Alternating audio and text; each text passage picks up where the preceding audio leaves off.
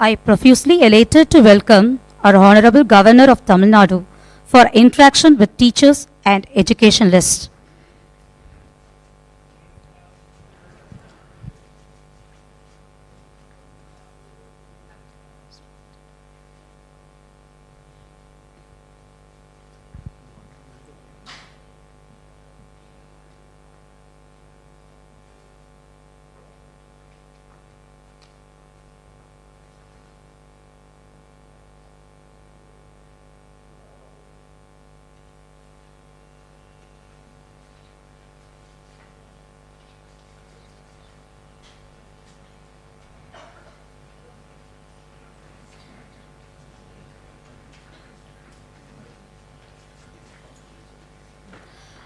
I request all dignitaries to rise up for national anthem, followed by Tamil Thai Valthu. Jagagana Adinayaka Jaya He Bharat Bhagya Vidhata Punjab Sindhu Gujarat Maratha Dravida Utkala Banga Vindhya Himachala Yamuna Ganga Uchchala Jalati Taranga Tava Shubha Name Jahe Tava Shubha Ashisha Mahe Gahe Tava Jaya Gata Janagana Mangaladayaka Jaya He Bharata Bhagya Vidhata Jaya He Jaya He Jaya He Jaya Jaya Jaya Jaya He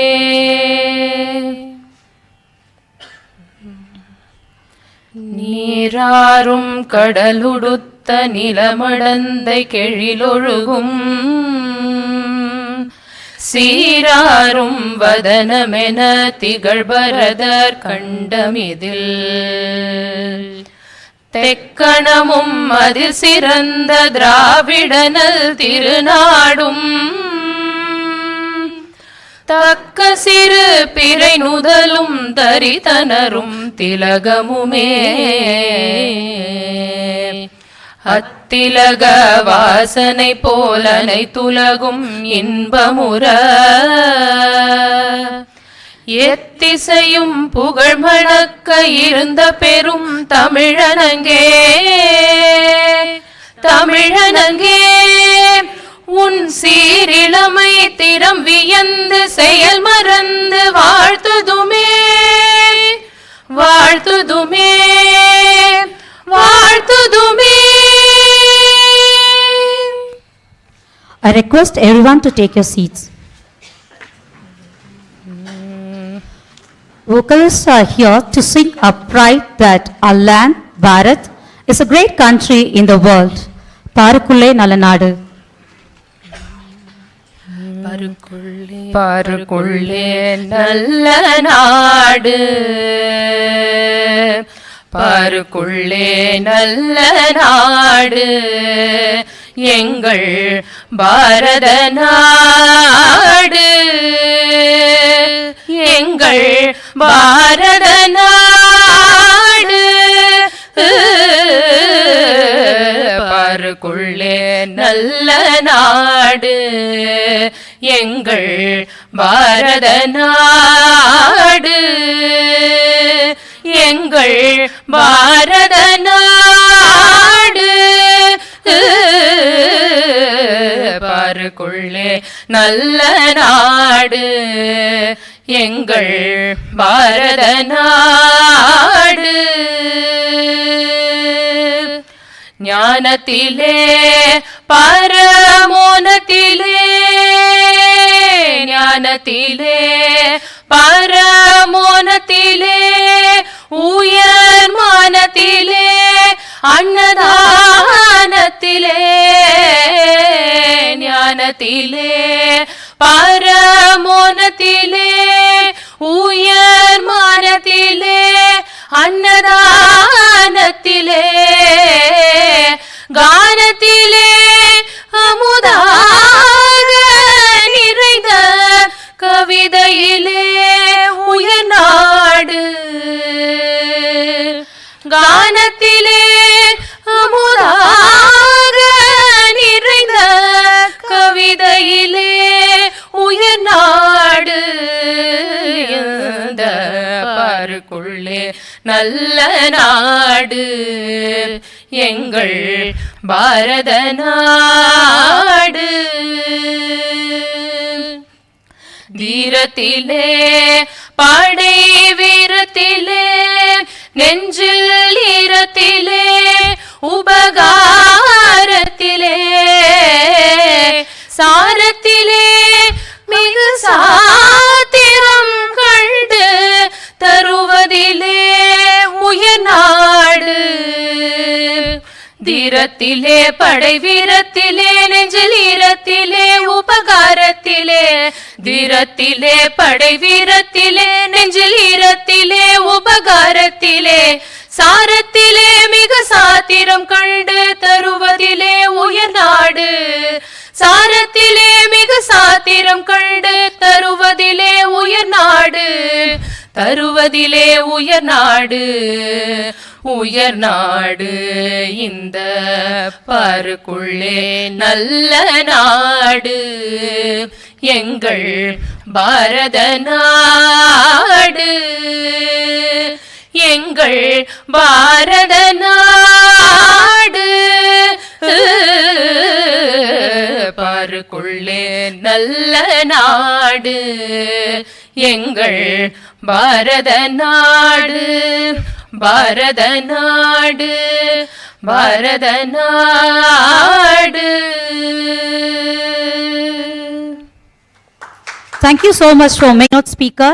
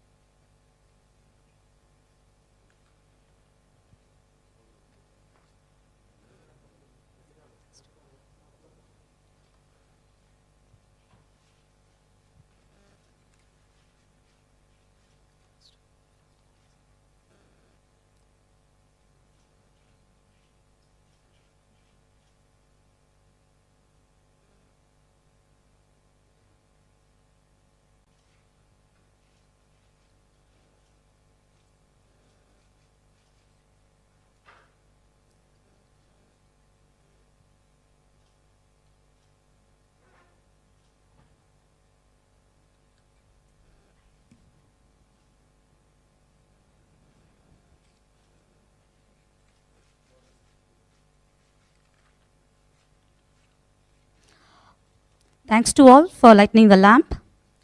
We believe that gifts of dance is a powerful way to communicate hope, joy, and peace message.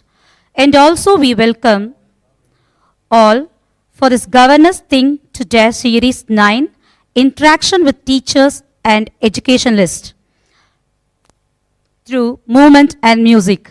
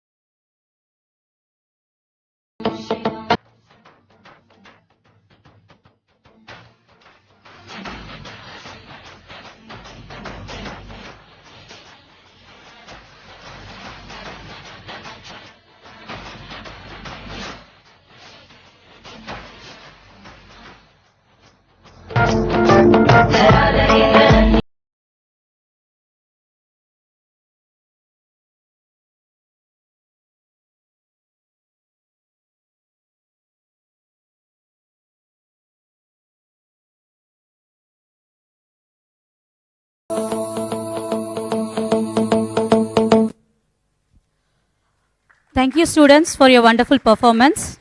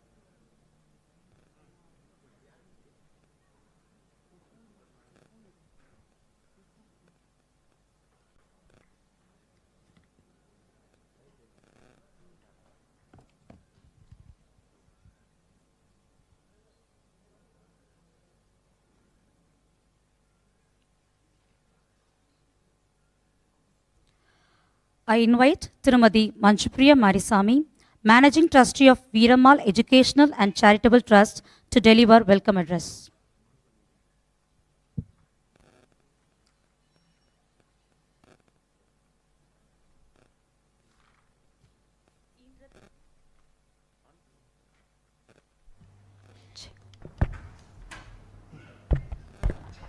ஈன்ற தாய் தந்தைக்கும் வளர்த்த தமிழுக்கும் என் நண்பனும் ஆசானும் ஆகிய என் கணவனுக்கும் என் முதல் வணக்கம். It is a distinct honor and privilege to extend my warm and resounding welcome to our Honorable Governor, Shri R.N. Ravi அவர்கள். சார், நான் இதை சொல்லி ஆகணும் சார். இன்னைக்கு இந்த ஒரு பெரிய ஒரு நிகழ்வுக்காக நாங்கள் மிக சிறந்த ஆசிரியர்கள், தலைமை ஆசிரியர்கள் இவங்களெல்லாம் நாங்கள் அப்ரோச் பண்ணோம் சார். ஸோ இப்படி ஒரு ஈவெண்ட் இருக்குது அப்படின்னு சொல்லிட்டு அப்ரோச் பண்ண 4 மணி நேரத்தில் 100 பிரின்சிபல்ஸ், வைஸ் பிரின்சிபல்ஸ், டீச்சர்ஸ் 100 பேர், பெரிய பெரிய பள்ளியில் இருந்த நிர்வாகிகள் அதுக்கு ரெஜிஸ்டர் பண்ணாங்க. எனக்கு எப்பயுமே ஒரு க்யூரியஸான மைண்ட் உள்ளே ஓடிட்டே இருக்கும்ல. நம்ம எதுவுமே பெருசாக அந்த இன்வைட்டில் போடலை. ஜஸ்ட் பேசிக்காக இந்த மாதிரி நாங்கள் ஒரு டீச்சர்ஸ் டே ஈவெண்ட் நடத்துகிறோம் அப்படின்னு சொன்னேன். க்யூரியஸ் மைண்ட் வந்து உடனே என்ன பண்ணுச்சு, சரி ஃபஸ்ட்டு 100 பேர் பண்ணியிருக்காங்க, நம்ம கால் பண்ணி பேசலாம் அப்படின்னு I just call them. First call பண்ணுறேன் sir. I had an answer. எனக்கு ஒரு ஸ்டேட்மெண்ட் கிடைக்குது. Manju, we are heartily thankful for our excellency for giving all these educators this wonderful opportunity to be inside Raj Bhavan. இந்த statement எனக்கு கிடைக்குது sir. I was okay, sir கூப்பிட்ருக்காங்க. It was a formal ஒரு ஸ்டேட்மெண்ட்டாக சொல்கிறாங்க. இன்னும் மூளை ஏதோ கேட்குது, நம்மளுக்கு இது பத்தாதே, நம்ம ஏதோ கேட்கணுமே அப்படின்ட்டு again I started calling the next second, third, fourth, fifth members நான் கால் பண்ணிகிட்டே இருக்கேன் sir. I just got these statements. நான் கண்டிப்பாக அது சொல்லணும் sir. Happy to meet the most respectful man in the state. Happy to meet the most dignified man in the state. Happy to meet the most humble man in the state. Happy to meet the best human being who respect the woman in the state. Sir, I don't have words. I was flying, sir. En kaal taraila nikla, sir. I was just flying. What a man. Sir, தமிழில் ஒரு பெரிய statements இருக்குது sir.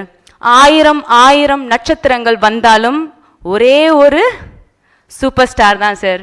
அதே மாதிரி 1000 தலைவர்கள் தமிழ்நாட்டிற்கு வந்தாலும் என்றும் எங்கள் மனதில் அழியாத நீங்காத சிம்மாசனம் போட்டு உட்கார்ந்திருக்கும் ஒரே தலைவர் நீங்கள் தான் சார். இங்கே இருக்க அத்தனை பேரும் அதற்கு சாட்சி sir. I thank from wholeheartedly for giving me this beautiful opportunity to organize this teachers meet with all the national awardees, principals, vice principals, teachers of this educators community. Usually வந்து நம்ம உலகத்தில் வந்து நிறைய துறை சார்ந்து வேலை செய்பவர்கள் நிறைய இருப்பாங்க. மருத்துவர் எடுத்துக்கிட்டிங்கன்னா அவங்க துறை சார்ந்து அவங்க ஏதாவது இன்னோவேஷன் கண்டுபிடிக்கணும் அப்படின்னு நினைப்பாங்க. ஒரு இன்ஜினியர் எடுத்துக்கிட்டிங்கன்னா ஒரு இன்ஜினியரிங் ஸ்ட்ரக்சர் நிறைய உருவாக்கணும் அப்படின்னு நினைப்பாங்க. ஒரு சாஃப்ட்வேர் டெவலப்பர் எடுத்துக்கிட்டிங்கன்னா ஏஐ டூல் கண்டுபிடிக்கணும், ஆப் கண்டுபிடிக்கணும் அப்படின்னு நினைப்பாங்க. ஆனால் உலகத்திலேயே ஒரே ஒரு சமூகம் மக்களுக்கு நல்லது செய்ய வேண்டும், மக்கள் சிறந்தவர்களாக உருவாக வேண்டும் என்று நினைக்கும் ஒரே ஒரு சமூகம் ஆசிரியர் சமூகம் மட்டுமே. இதை வந்து யாராலையும் மாற்றவே முடியாது. பேரறிஞர் அண்ணா வந்து அடிக்கடி சொல்லுவார், அவருடைய பேச்சில் அடிக்கடி அவர் சொல்லுவார், உலகத்திலேயே இந்த உலகத்திலேயே எப்பவுமே அழியாத செல்வத்தை தரக்கூடியவர்கள் யாராவது இருக்காங்களா அப்படின்னா சொல்லுங்க அப்படின்னு பேரறிஞர் அண்ணா சொல்லுவாராம். அப்போ வந்து நிறைய பேர் கேட்பாங்களா யாரு அப்படின்னு சொல்லிட்டு திருப்பி அவரே பதில் சொல்றார். அண்ணா சொல்றார் பதில், உலகத்திலேயே அழியாத செல்வத்தை மக்களுக்கு அள்ளி அள்ளி கொடுக்கும் பெரும் பணியை செய்பவர்கள் ஆசிரியர்கள் மட்டுமே. வாழ்க்கையில் நாம் கடைசி நிமிடத்திற்கு போனாலும் நம்முடைய சின்ன வயசு ஆசிரியர் 1ஆம் கிளாஸ் 2ஆம் கிளாஸ் படித்த ஆசிரியர்களை இன்றும் மனசில் பசுவரத்து ஆணி போல பதிந்து வைத்திருக்கின்றோம். அப்படிப்பட்ட பெரும்பணியை செய்யும் உங்களை இந்த ஒரு நிகழ்வுக்காக அழைக்க எனக்கு வாய்ப்பளித்த ஐயா அவர்களுக்கு பெரும் நன்றியும் தெரிவித்துக் கொள்கின்றேன். இன்று இந்த ஒரு நிகழ்வை பெரும் நிகழ்வு ஆக்கிய உங்கள் அனைவருக்கும் மனதார நன்றியும் வாழ்த்துக்களையும் வணக்கங்களையும் கூடி விடைபெறுவது உங்கள் மஞ்சு Priya. Thank you so much. Now I call upon to the stage Master Sushant to sing Bharatiya song Nirpaduve Nadapaduve.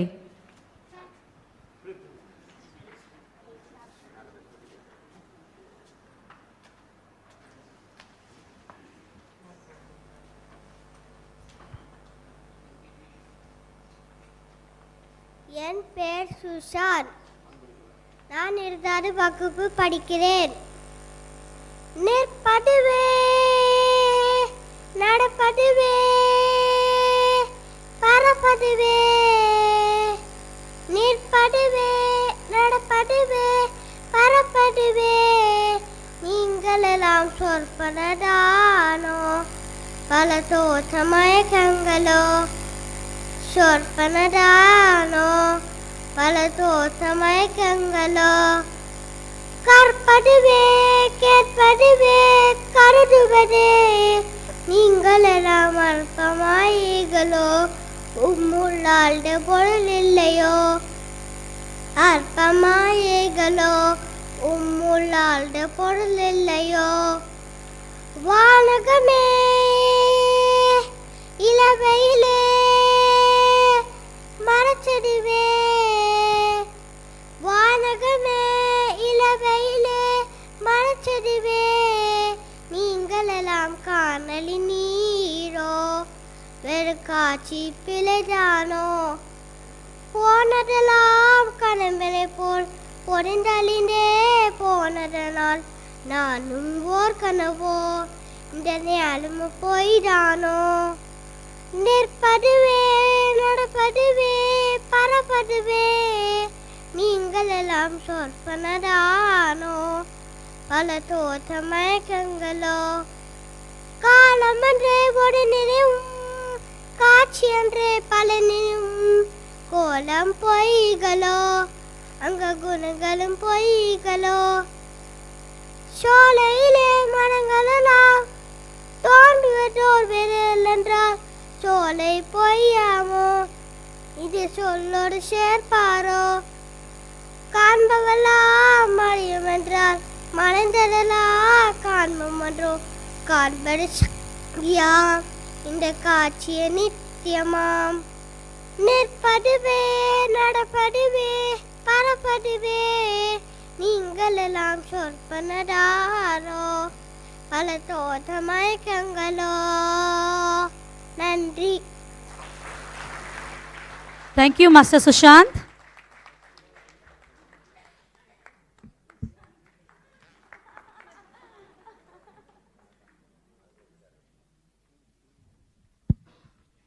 இவர் பூச்சூடும் பூவை அல்ல, புத்தகம் ஏந்திய நாமகள், நகையணியும் நங்கை அல்ல, புன்னகை ஏந்திய பொன்மகள், திலகமிடும் தையல் அல்ல, திறவுகோல் ஏந்திய தலைமகள், கூந்தல் வளர்த்த கோதை அல்ல, கூர்ச்சியை ஏந்திய கலைமகள், பட்டாடை அணியும் பெண்டல்ல, பகுத்தறிவு ஏந்திய பன்மகள், பழமை தாங்கிய பாவை அல்ல, புதுமை ஏந்திய புவிமகள் இவள் என்ற வரிகளுக்கு மிக பொருத்தமானவர் திருமதி பாரதி பாஸ்கர் அவர்கள். இவர் சிறந்த பேச்சாளர், எழுத்தாளர் மற்றும் சாதனையாளர். இவர் பாரதியார் கண்ட புதுமை பெண். தன் நகைச்சுவை கலந்த பேச்சின் மூலம் ஒட்டுமொத்த பட்டிமன்றத்தையும் உலக தமிழ் மக்களையும் தன்பால் கவர்ந்தவர். இவருடைய பேச்சு மாணவர்கள், இளைஞர்கள் மற்றும் பெண்களுக்கு தன்னம்பிக்கை ஊட்டுவதாக உள்ளன. இவ்வாறு பன்முக திறமைகளை கொண்ட நமது சிறப்பு பேச்சாளர் திருமதி பாரதி பாஸ்கர் அவர்களை நம் அனைவரின் சார்பாக வரவேற்கின்றேன்.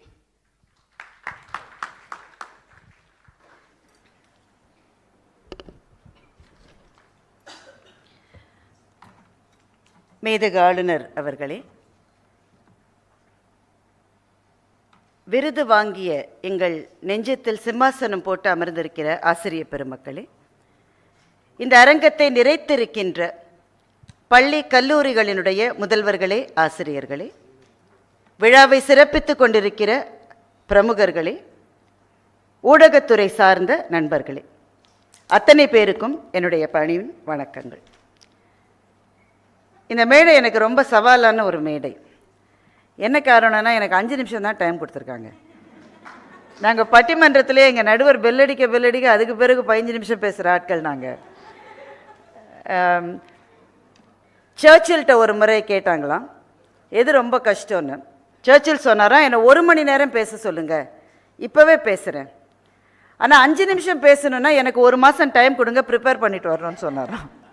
சுருக்கமாக பேசுவது தான் ரொம்ப கடினம். ஆனால் அந்த கடுமையான வேலையை எனக்கு கொடுத்திருக்கிற என்னுடைய அன்பு தங்கை மஞ்சுளாவுக்கு ரொம்ப நன்றி. இந்த மேடை கொஞ்சம் ஃபார்மலாக இருக்கும்னு நினச்சேன். ஏன்னா சென்னையிலே நான் பிறந்து வளர்ந்திருந்தாலும் ஆளுநர் மாளிகைக்குள்ளே வந்து ஒரு மேடையில் பேசுவது இதுதான் எனக்கு முதல் அனுபவம். அதனால் ரொம்ப ஃபார்மலாக இருக்கும்னு நினச்சேன். ஆனால் எங்கள் மஞ்சுளா வரவேற்புரை சொல்லுகிற போதே சூப்பர் ஸ்டார் ரேஞ்சில் பேசிட்டதுனால இந்த மேடையில் அப்படிப்பட்ட இறுக்கங்கள் தேவையில்லை என்ற உணர்வை ஏற்படுத்தினார். ஆசிரியர்களை பற்றி 5 நிமிடத்தில் பேசி முடிக்க முடியாது. இந்த மேடையிலே நடந்த ஒவ்வொரு நம் கைத்தட்டலை பெற்ற நிகழ்ச்சிக்கும் பின்னால் ஒரு ஆசிரியரனுடைய உழைப்பு இருக்கிறது. இந்த சுஷாந்த் என்ற இந்த சின்ன பிள்ளை, அந்த பாட்டை யார் தேர்ந்தெடுத்து கொடுத்தார்கள் என்று எனக்கு தெரியாது. மகாகவி பாரதியினுடைய மண்டபத்தில் அந்த பாடலை கேட்டது அவ்வளவு சுகமாக இருந்தது. அந்த 2 சகோதரிகள் பாடியதும் கூட நமக்கு அந்த அளவு சுகமாகவும் ஸ்ருதி சுத்தமாகவும் இருந்தது. சின்ன குழந்தை பாடிய பாட்டை பார்த்தீங்கன்னா இருக்கிறதுலையே பாரதியாரனுடைய மிக மிக புரிந்து கொள்ளுவதற்கு அரிதான பாடல் அந்த பாடல் தான். நீங்கள் எல்லாம் காட்சி பிழைதானோ, காட்சி பிழைன்ற சொல்லையே பாரதி தான் முதல்ல தமிழுக்கு கொடுத்தார். மாயையை பழித்தல் என்கிற தத்துவத்தில் பாரதி பாடிய ரொம்ப விளங்கி கொள்ளுவதற்கு அரிதான ஒரு பாடலை பூமியிலேருந்து 2 அடி இருக்கிற ஒரு பிள்ளைக்கு கொடுத்துருக்காங்க. ஆனால் அவ்வளவு சிறப்பாக பாடி ஆளுநர் அவர்களே எழுந்து வந்து அந்த குழந்தைக்கு வாழ்த்து சொல்லுகிற அளவு அந்த குழந்தையால் பாட முடிந்திருக்கு. அதுவும் வேஷம் போட்டுட்டார், அது விழுந்துருமோ இது விழுந்துருமோன்னு எவ்வளோ பயமாக இருக்கும், யோசிச்சு பார்த்தீங்களா?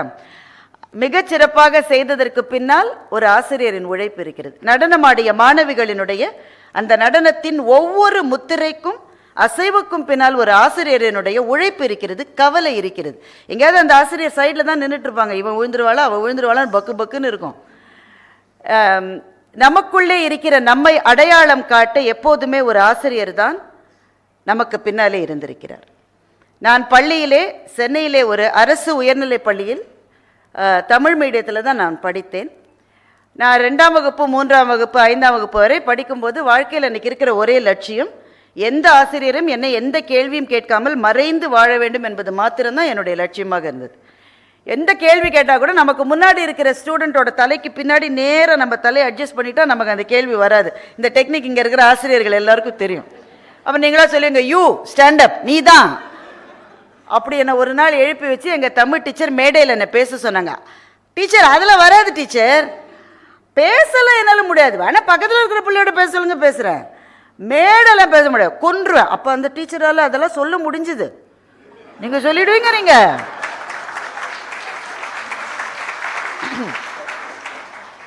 அடுத்த நாள் நியூஸில் வந்துடுவீங்க. அப்போ அந்த ஆசிரியர்கள் அவ்வளோ உரிமை எடுத்துக்கிட்டாங்க, நமக்கும் அவங்க கிட்ட அவ்வளோ சுதந்திரம் இருந்தது. அதெல்லாம் முடியாது டீச்சர், நீ தான் பேசுகிற, அடுத்த திங்கக்கிழமை ஸ்டேஜில் ஏறி பேசணுன்ட்டாங்க.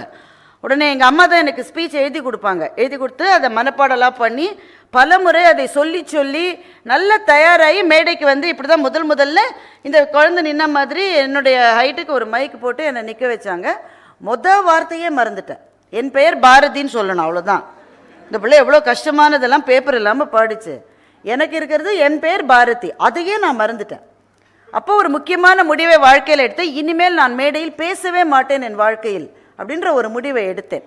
ஆனால் அந்த ஆசிரியர் விடாமல் என்னை ஒவ்வொரு வாரமும் மேடை ஏற்றி ஒவ்வொரு வாரமும் நான் மறந்து போனதுக்காக பிள்ளைங்கள்லாம் என்னை பார்த்து சிரித்து, இவ தாண்டி எப்போ பாரு ஸ்டேஜில் என்னோட மறந்துடுவான்னு எனக்கு ஒரு பட்டப்பெயரை சூட்டி, ஆனாலும் அந்த ஆசிரியர் என்னை விடவே இல்லை.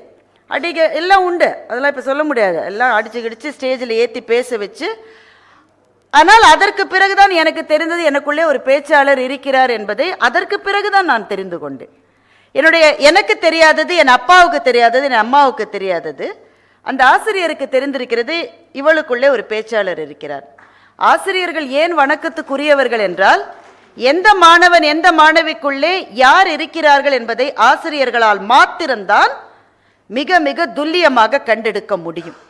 இன்றைக்கு வாழ்த்து பெறுகிற இந்த ஆசிரியர்களை நினைக்கிற போது நெகிழ்வாக இருக்கின்றது. இங்கே இந்த படத்தில் இருக்கிற மகாகவி பாரதியினுடைய வாசகம் நினைவுக்கு வருகிறது. இன்னும் ஒரு 2 நிமிஷம் எனக்கு டைம் இருக்கு. அன்னசத்திரம் 1000 வைத்தல், ஆலயம் 10000 நாட்டல், பின்னர் உள்ள தருமங்கள் யாவும் பெயர் விளங்கி ஒளிர நிறுத்தல், அன்னையாவிலும் புண்ணியம் கோடி, ஆங்கோர் ஏழைக்கு எழுத்தறிவித்தல் என்றும் அந்த மகாகவி பாரதியினுடைய கவிதை இந்த மேடையிலே நினைவுக்கு வருகிறது. இன்றைக்கு விருது வாங்கி இருக்கிற இந்த ஆசிரியர் பெருமக்கள் ஒருவேளை விருது வாங்காவிட்டாலும் எதிர்காலத்தில் விருது வாங்க போகிற நம்முடைய ஆசிரியர் நண்பர்கள் எத்தனை பேர் இந்த நேரத்தில் இந்த நிமிடத்தில் மலைப்பகுதியிலே இருக்கிற பள்ளிக்கூடங்களுக்கு போவதற்காக பஸ் இருக்காது, நடப்பதற்கு பாதை இருக்காது, ஆனால் அங்கேயும் போய் அந்த பிள்ளைகளுக்கு சொல்லிக் கொடுத்து கொண்டிருக்கிற ஆசிரியர்கள் தமிழகம் எங்கும் இந்தியாவெங்கும் வாழ்ந்து கொண்டிருக்கிற காரணத்தால் தான் இருள் கொண்ட இல்லங்களிலே இருக்கிற நம்முடைய பிள்ளைகளுக்கு கூட ஒளி கொண்ட எதிர்காலங்கள் காத்திருப்பதற்கு பின்னால் ஆசிரியர்கள் தான் இருக்கின்றார்கள். ஆசிரியர்களால் தான் அந்த மறுமலர்ச்சி கொண்டு வர முடியும். இந்த தீபத்தை நாம் இங்கே ஏற்றினோம். அப்துல் ரஹ்மான் அவர்களுடைய கவிதை ஞாபகத்துக்கு வந்தது. தீபத்தை வணங்கினர் மக்கள், தீக்குச்சியை வணங்கினான் பித்தன். தீபம் இருக்க தீக்குச்சியை ஏன் வணங்குகிறாய் என்று பித்தனிடம் கேட்டேன். எரிவதை விட ஏற்றியது உயர்ந்தது என்று பித்தன் சொன்னான் என்று அப்துல் ரஹ்மான் கவிதை சொன்னார். ஒரு ஆசிரியரினுடைய பணி என்பது சாக்கு மூட்டைக்குள்ளே பொருட்களை திணிப்பது போல ஒரு மாணவன் அல்லது மாணவியினுடைய மூளைக்குள் செய்திகளை திணிப்பது அல்ல. அது ஒரு தீபத்தை தூண்டி விடுகிற வேலை. அதைத்தான் ஒரு ஆசிரியர் செய்கின்றார். எந்த மாணவனுக்கு அல்லது மாணவிக்கு எதிலே ஆர்வம் என்று கண்டுபிடிக்கின்ற, கனவுகளை தூண்டி விடுகிற வேலையை செய்கிற மகத்தான பணியில் நீங்கள் இருக்கிறீர்கள். ஒரே ஒரு சொல் போன தலைமுறை ஆசிரியர்களை விட, அதற்கு முந்தைய தலைமுறை ஆசிரியர்களை விட உங்களினுடைய பாதை கடினமான பாதை. Because you have all the responsibilities and absolutely no authority. அதுதான் உங்களுடைய வாழ்க்கை.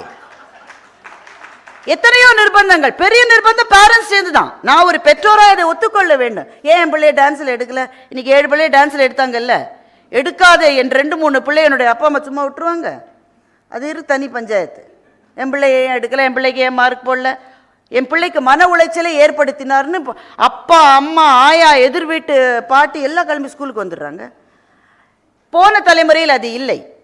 ஆசிரியர்களை நம்பின ஒரு தலைமுறையாக இருந்தது. இன்றைக்கு அந்த உறவு கொஞ்சம் பலவீனப்பட்டிருப்பது போல நமக்கு தோன்றினாலும், அந்த மாணவன் ஆசிரியர் பெற்றோர் என்ற அந்த மும்முனையை மிக மிக உறுதியாக தாங்கி பிடித்து கொண்டிருக்கிற ஆசிரியர் பெருமக்களுக்கு என் நெஞ்சார்ந்த நன்றியும் வணக்கம்.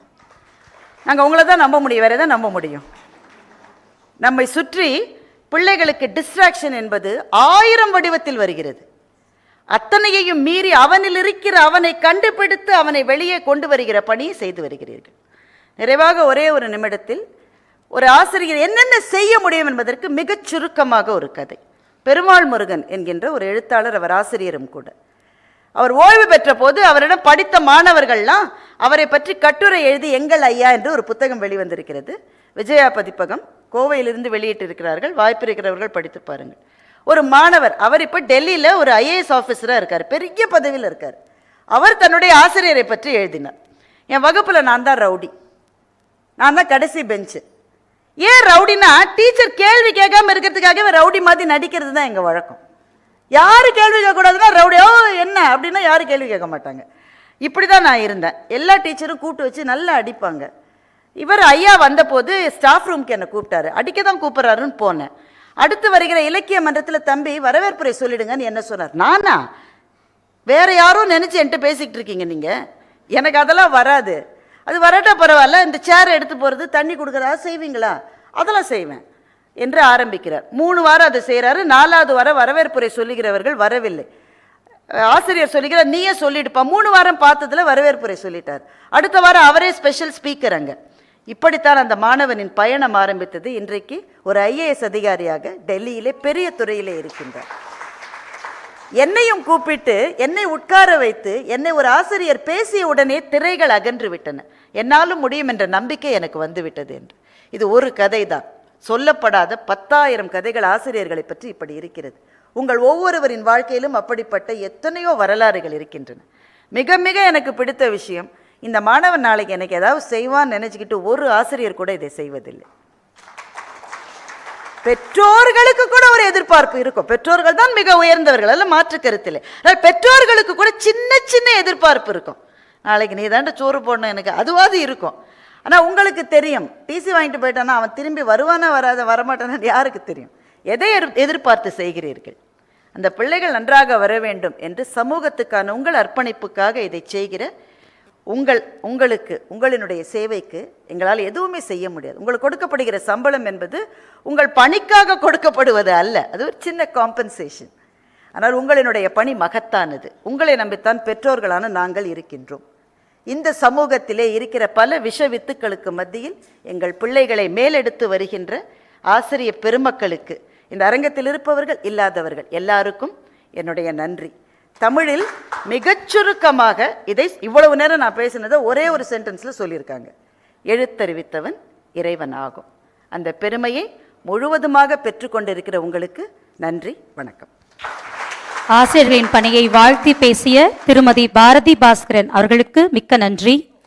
I humbly request our Honorable Governor to felicitate the eminent speaker, திருமதி Bharathi Bhaskar.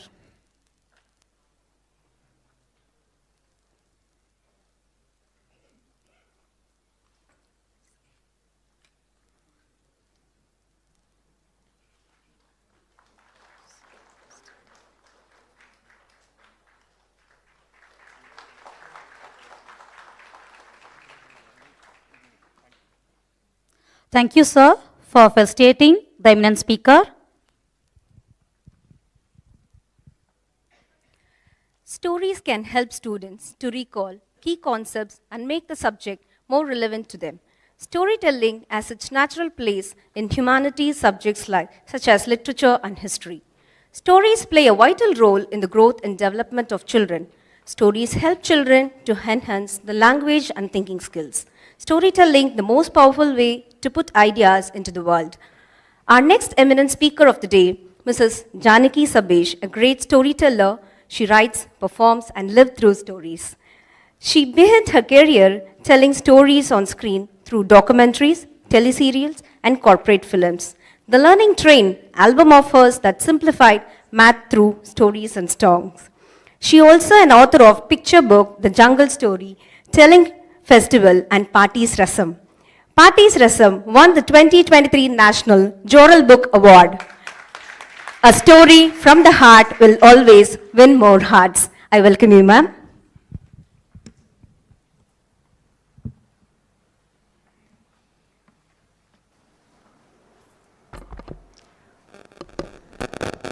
His Excellency Governor, sir, all the dignitaries present off stage, which is each and every one of you, teachers, principals, correspondents, and even the media people, and the organizers, and Manju.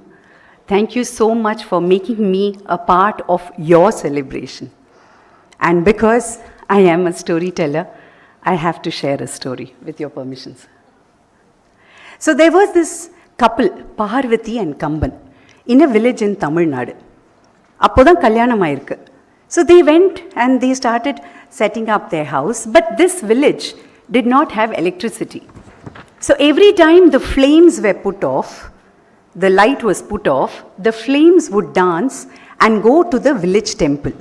And they would all gossip. Hey, அவங்க வீட்ல என்ன நடந்தது தெரியுமா? Hey, அவங்க வீட்ல என்ன நடந்தது தெரியுமா? ஐயோ, ஐயோ. They used to gossip. Now in one such village only, Parvati and Kamal started living their life together. They got many gifts for their wedding. But one of the gifts that Parvati got was from an old woman, Tai.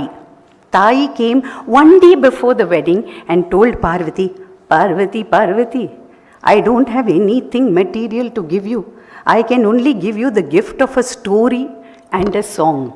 And Parvati was thrilled. Who doesn't like listening to a story? So Tai shared the story. Tai shared the song. And Parvati was very happy. But Tai said, promise me, you will share the story and the song because you should not keep it inside you. Parvati said, of course. But then they were newlyweds and Parvati completely forgot about it. Kamban, her husband, on the other hand, got two gifts. He got a very nice box, ornate designs, and a beetle nut crusher. So he made that box into a vettala putti.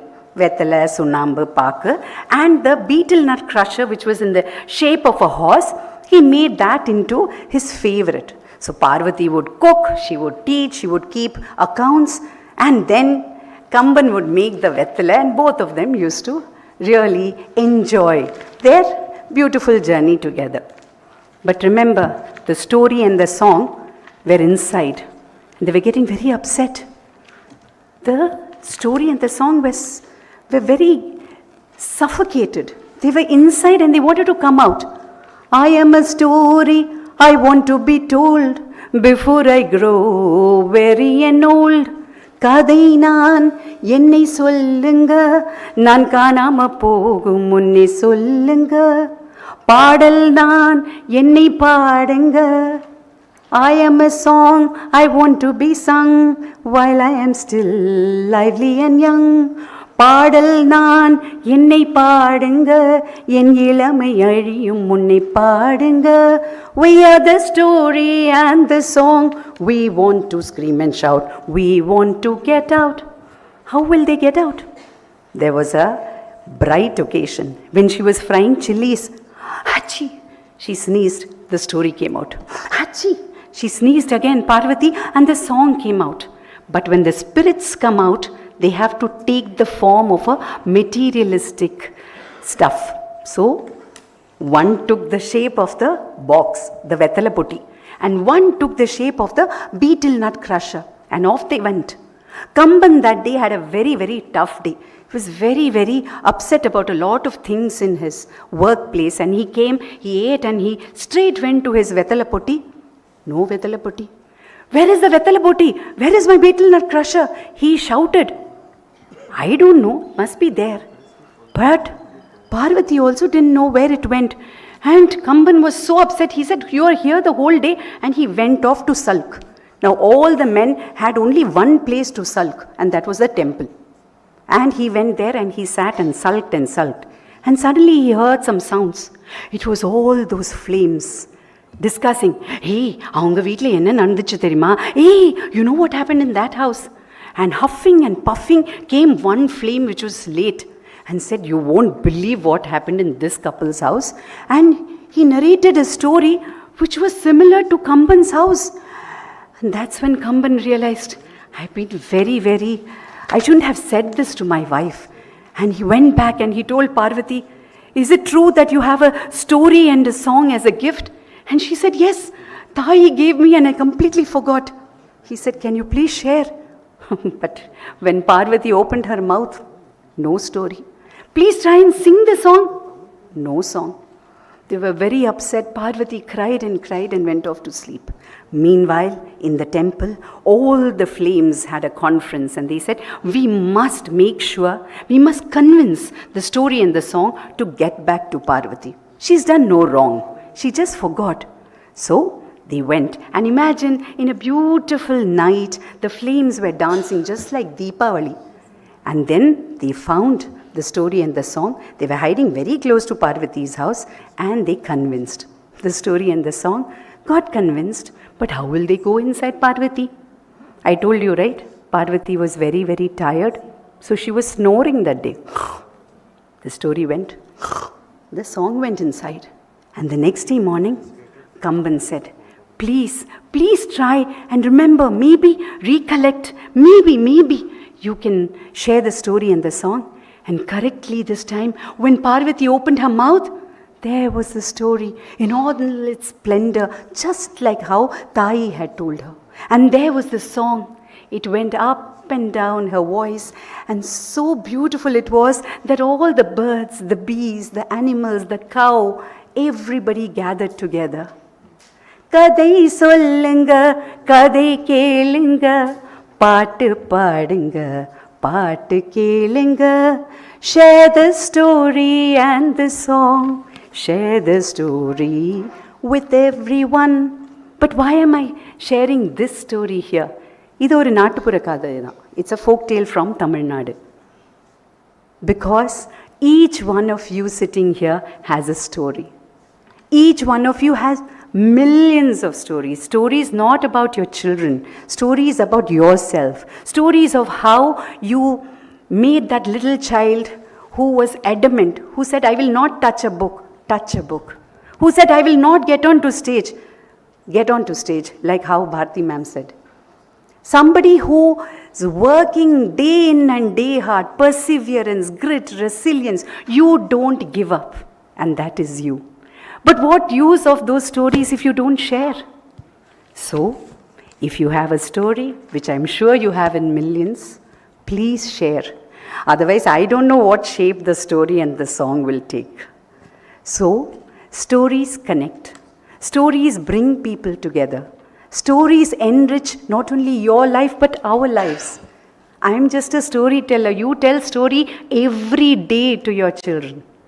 So kudos to all the work that you do, all the hard work that you do. And today is just one of those occasions where we get an opportunity to say thank you. And thank you for all the stories, for making us the people who we are today. So thank you so much for the opportunity again. Thank you, Governor Sir, for listening to the story. Thank you so much. Nandri. Thank you, ma'am. It was mesmerizing. I humbly request our Honorable Governor to felicitate the eminent speaker, Tirumadi Janaki Savesh.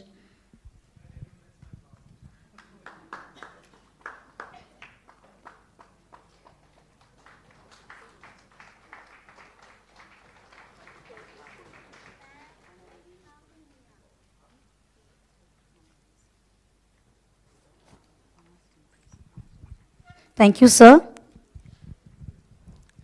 Our respected honorary sir, we have past and present national and state awardees are come along miles to get felicitated from hands of yours. So I humbly request to felicitate our national and state awardees.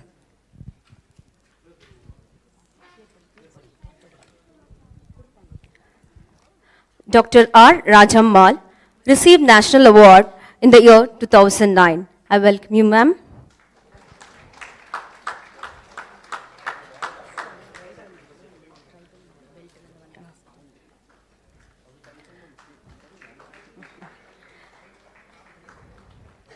Next, Dr. J. Ajit Prasad Jain received National Award in the year 2005.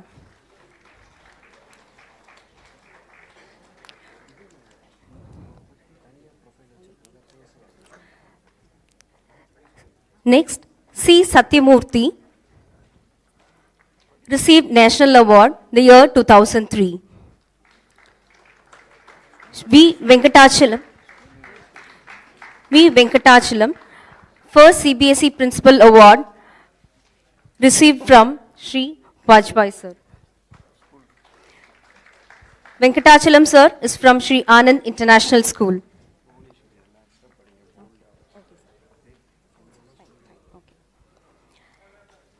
L. Neelakanta Pillai.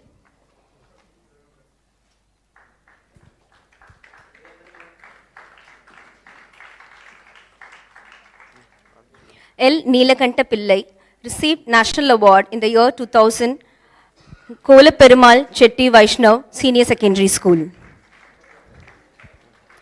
Dr. R. Ranganathan received National Award in the year 2016 from Chinmaya Vidyalaya.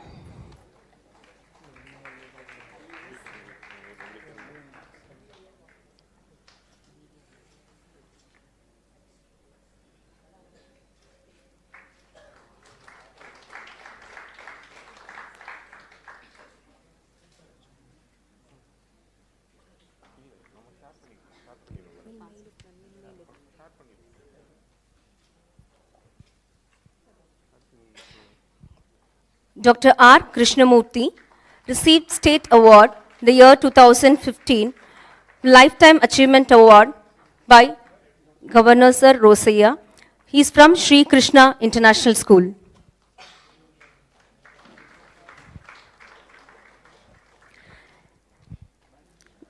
Dr. K. Sampath Kumar received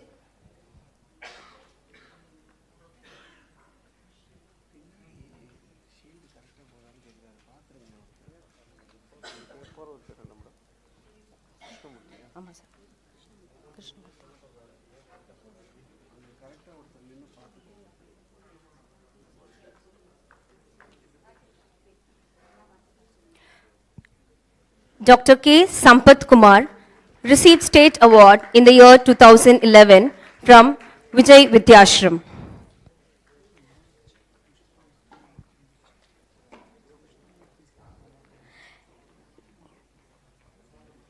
S.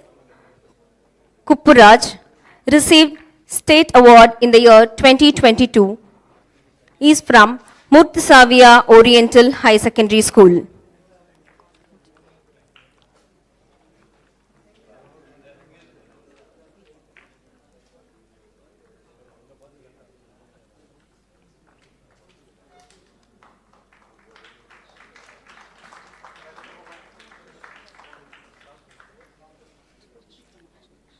S. Kuppuraj received State Award in the year 2022 from Murthisavia Oriental High Secondary School.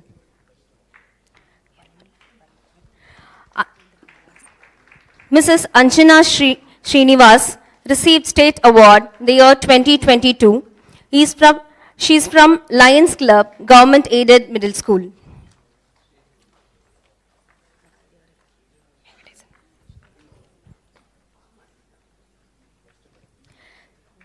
Mr. T. Venkatesan received CBSE Award in the year 2008. He is a retired Vice Principal.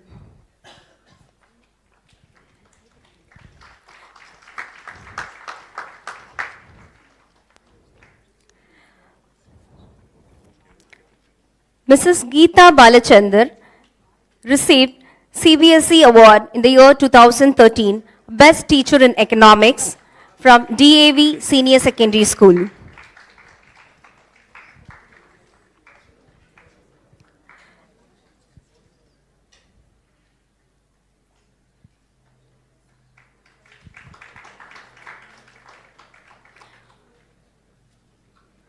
Dr. Godwin received National Award in the year 2023 from Government Boys High Secondary School.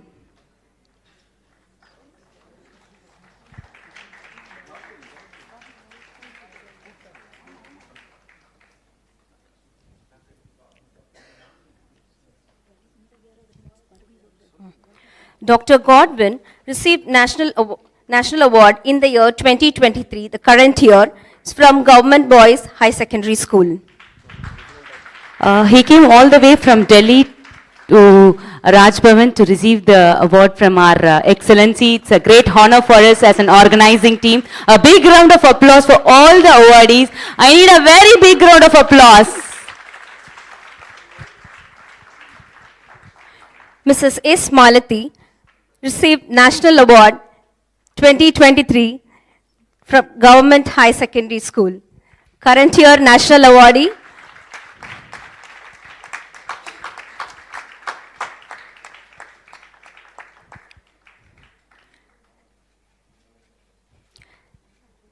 Jagadambal S.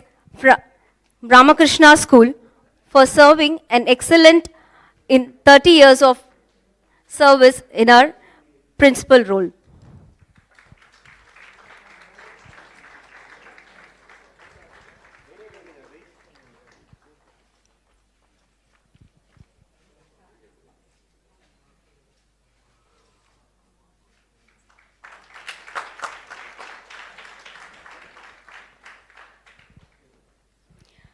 Mrs. Lata Shriman from A.V. Mayappan Matriculation School for serving 30 years of wonderful journey in the school field.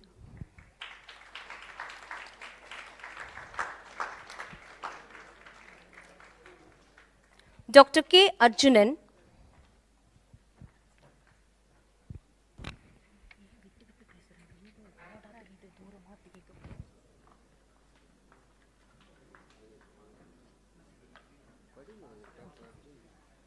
Dr. K. Arjunan, Secretary, Society for Rural Development from Annamalai District.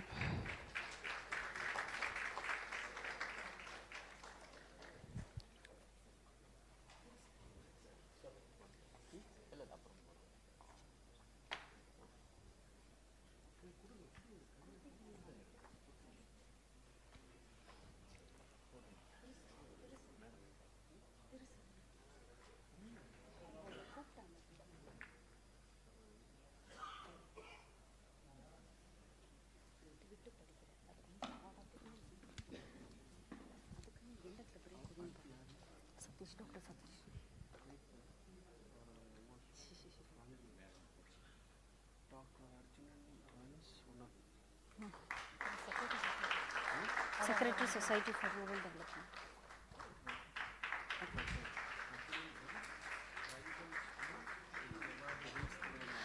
Dr. Arjunan runs a tribal school in Annamalai district. So it's a very big honor for us to be felicitating you, sir.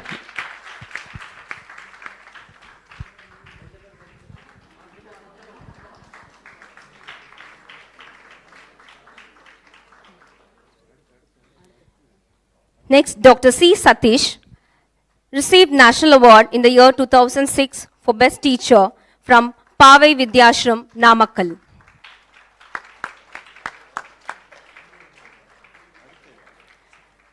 Now it's time to felicitate Mrs. Suvita Kannan, Chairman of Willis Foundation.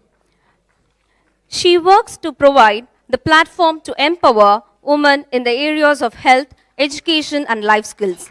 Her methodology focuses on women empowerment and social skill development through activity-based learning.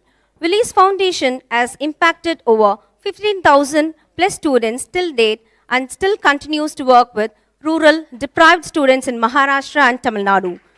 Adoption over 285 children to ensure free education so that no one remains deprived of education because of financial constraints. Speaking English allows students to broaden their world through Willie's Foundation. Thank you, ma'am. Thank you, sir, for honoring and appreciating national and state awardees.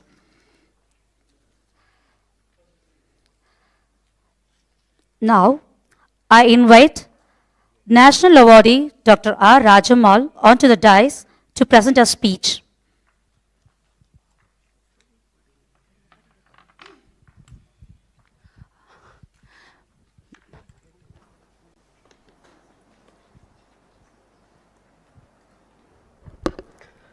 Shri Gurubhyo Namaha, my humble pranam to His Excellency, Governor of Tamil Nadu, Sri R.N. Raviji. Education is a social process. Education is growth. Education is not preparation for life. Education is life itself. The life I'm living today is what education has given me. A rustic girl from the tribal hill of Nilgiris, from the Badga community, where the girl children were deprived of education. I walked 6 kilometers every day to reach my school, government school. I was engaged at the age of 13 for my marriage. I starved for 3 days. I thought Satyagraha Gandhiji did, if I do at home, I can escape. 3 days I did not eat. Then my mother thought this girl will die. I'll send her to school. So the marriage was stopped. I went to school. I studied in the government school, walking 6 kilometers every day. I wanted to study. I wanted education, nothing else. Without knowing English at the age of 16 years, struggled at college level and learned. Today I can speak 8 languages. I learned and learned and learned. What education has brought to me today is President Award from President of India and 3 more national awards, 4 state awards and 38 other awards. First woman in the history of Badga community who has received the National Award from President of India, and I stand with pride. This moment is very precious. Honorable Governor Ji has given us a wonderful opportunity for all the galaxy of outstanding educators to meet and to share our ideas. It's a wonderful platform. Never ever. We are indebted to the society. We are socially responsible to give them what we have learned. The character building and the nation building of children is in our hands. The young generation, they are the torch bearers of Dream India. Now, once upon a time, I went half the world around. What gave me education? Quality education is what is required today. And what poor quality of education go? You don't require atom bombs or missiles to destroy a nation. It is the poor quality education will do that. Let us not do. Teachers will take a resolution, we'll take a pledge that we are going to provide quality education to students. And one thing we forget that, parents are also equally responsible in shaping a child. To go a little on the lighter side, once a mother was taking a son to the swimming pool, and all the children were wearing white turkey towel. And her son lost the towel. She went and started yelling at the coach. My son has lost, it's a very expensive one, it's a turkey towel. The coach was a little disturbed. He said, "Madam, all the children are having white. You tell me some kind of mark, which I can tell that it is your son's. It will be written Indian Railways." So, you want the teachers to teach the son values. Yeah? What kind of value will the child learn? It's a triangle where teachers and parents are equally responsible. The father is to lend money to somebody, the man calls. Appa veetla illan sollu. Appa sonar, appa veetla illa. You teach your son not to tell lies. You tell the teacher, teach my son how to tell the truth. Who will teach you? Let us work together. Parents, teachers, and students. It's a beautiful triangle where each one of us have to together take the journey of goodness. So education is really very important for all of us, and we are duty bound to give the best education. Literally it's a matter of pride for me to stand before the galaxy of outstanding educators, and I record my sincere appreciation to Veeramal Educational Charity and Trust for organizing such a wonderful event. I think it's a big round of applause to them. let us educate children, teach them values. We are in the invasion of electronic era. A teacher is a teacher till the end. A teacher is a learner till the end.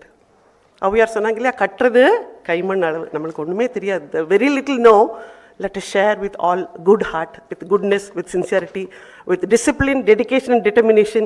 We can make the children ready for facing the 21st, 22nd up to 25th century. It is in our hands. Let's do our might, let's do our very best. And thank you once again for the wonderful opportunity.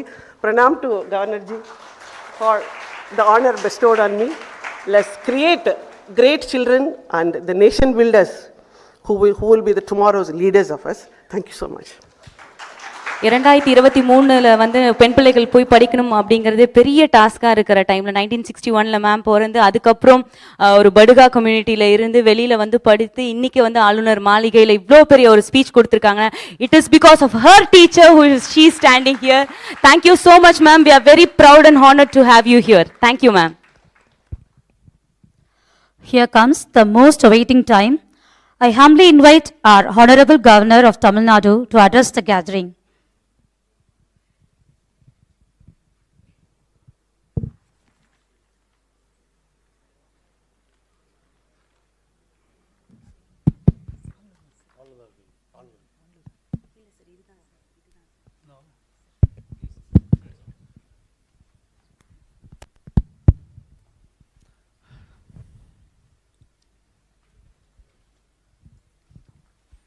Most respected people of the community, of the nation, our teachers, I feel very humbled in the presence of teachers, especially school teachers. Because, you know,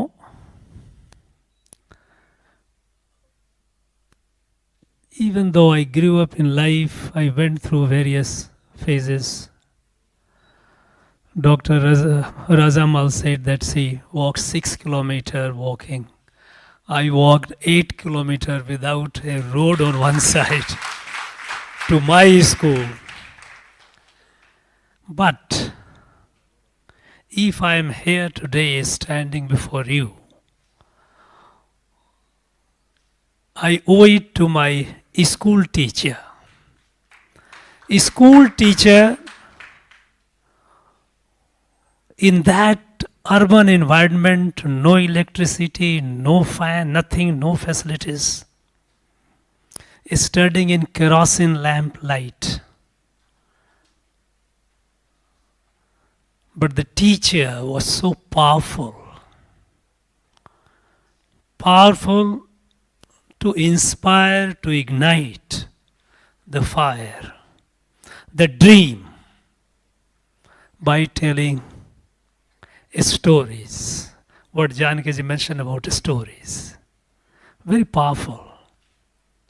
So much so that later when I went to college, universities, I had many renowned professors, great people, great researchers, people who worked with Sir C.V. Raman and contributed to science through fundamental research. But the people, those who remained with me, are my school teachers. Whenever I went, unfortunately I don't have any of them today. I myself, I am at that age when, of course, I don't expect, one doesn't expect them to be, but until about a decade or so, I had 1 or 2 teachers alive. And whenever I went home, I never missed an opportunity to go meet and touch the feet of my teacher.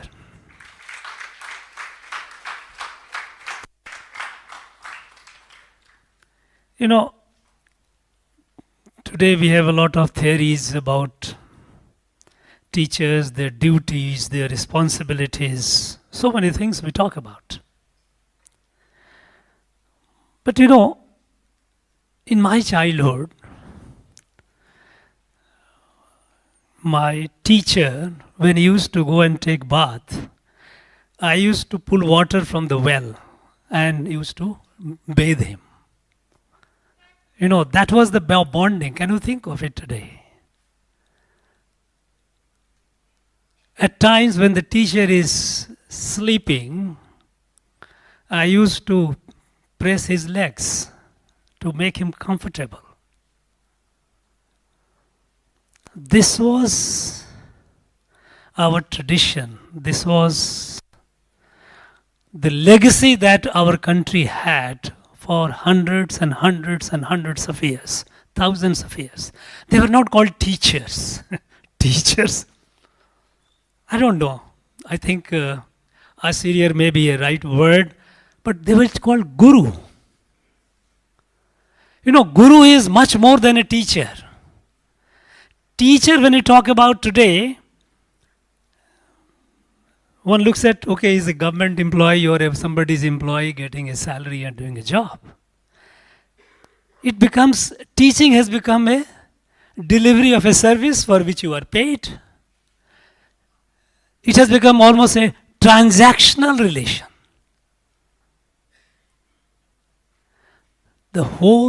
This is not what the gurus used to do. Teachers might be doing it, I don't know, but gurus were not like that.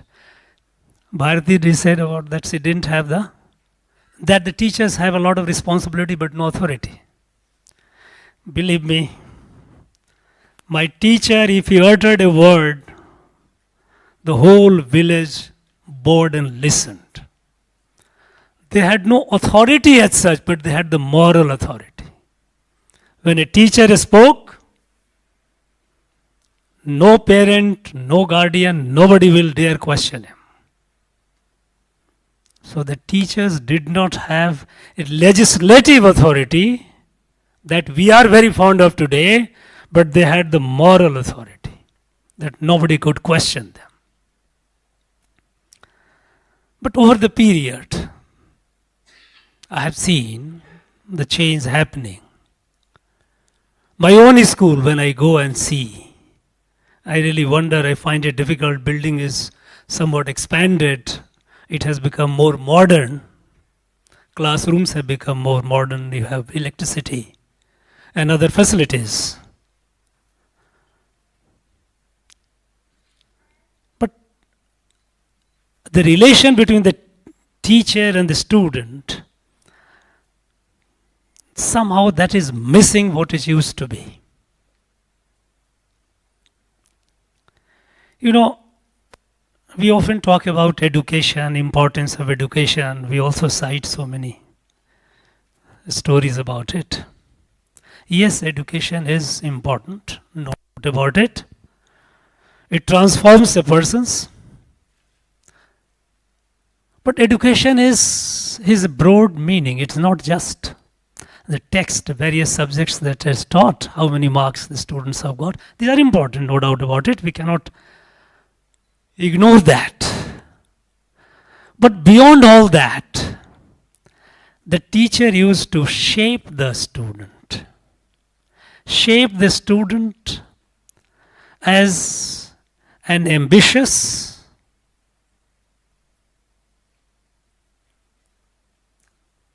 a dreamer, a potentially powerful human being. The textbooks are taught, but there is teacher used to add something more, X factor. And that X factor, the inspiration, the motivation, the dream that he used to sell. If I use the management jargon, I hate to use the word buying and selling, but somehow it has got so much into the market that we stop. Teacher used to influence. That is what the teacher does.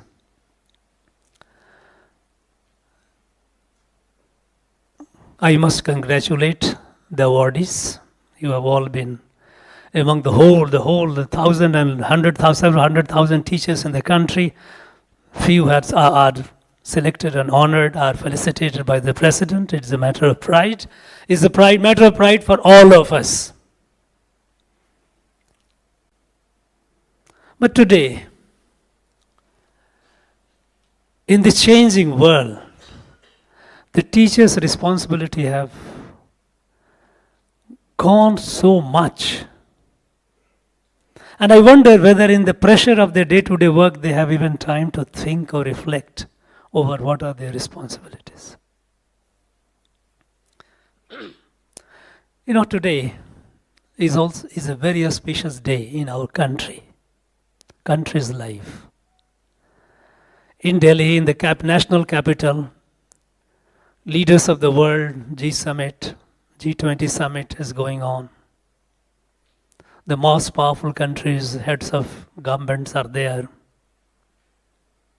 And it's a very, very powerful body. Though it is a group of 20 countries, but it accounts for over 85% of the global GDP.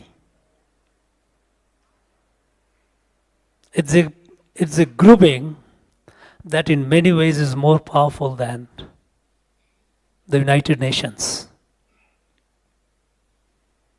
And what our country has done today, it will go down in history. This group of powerful, more influential countries, it was functioning in a way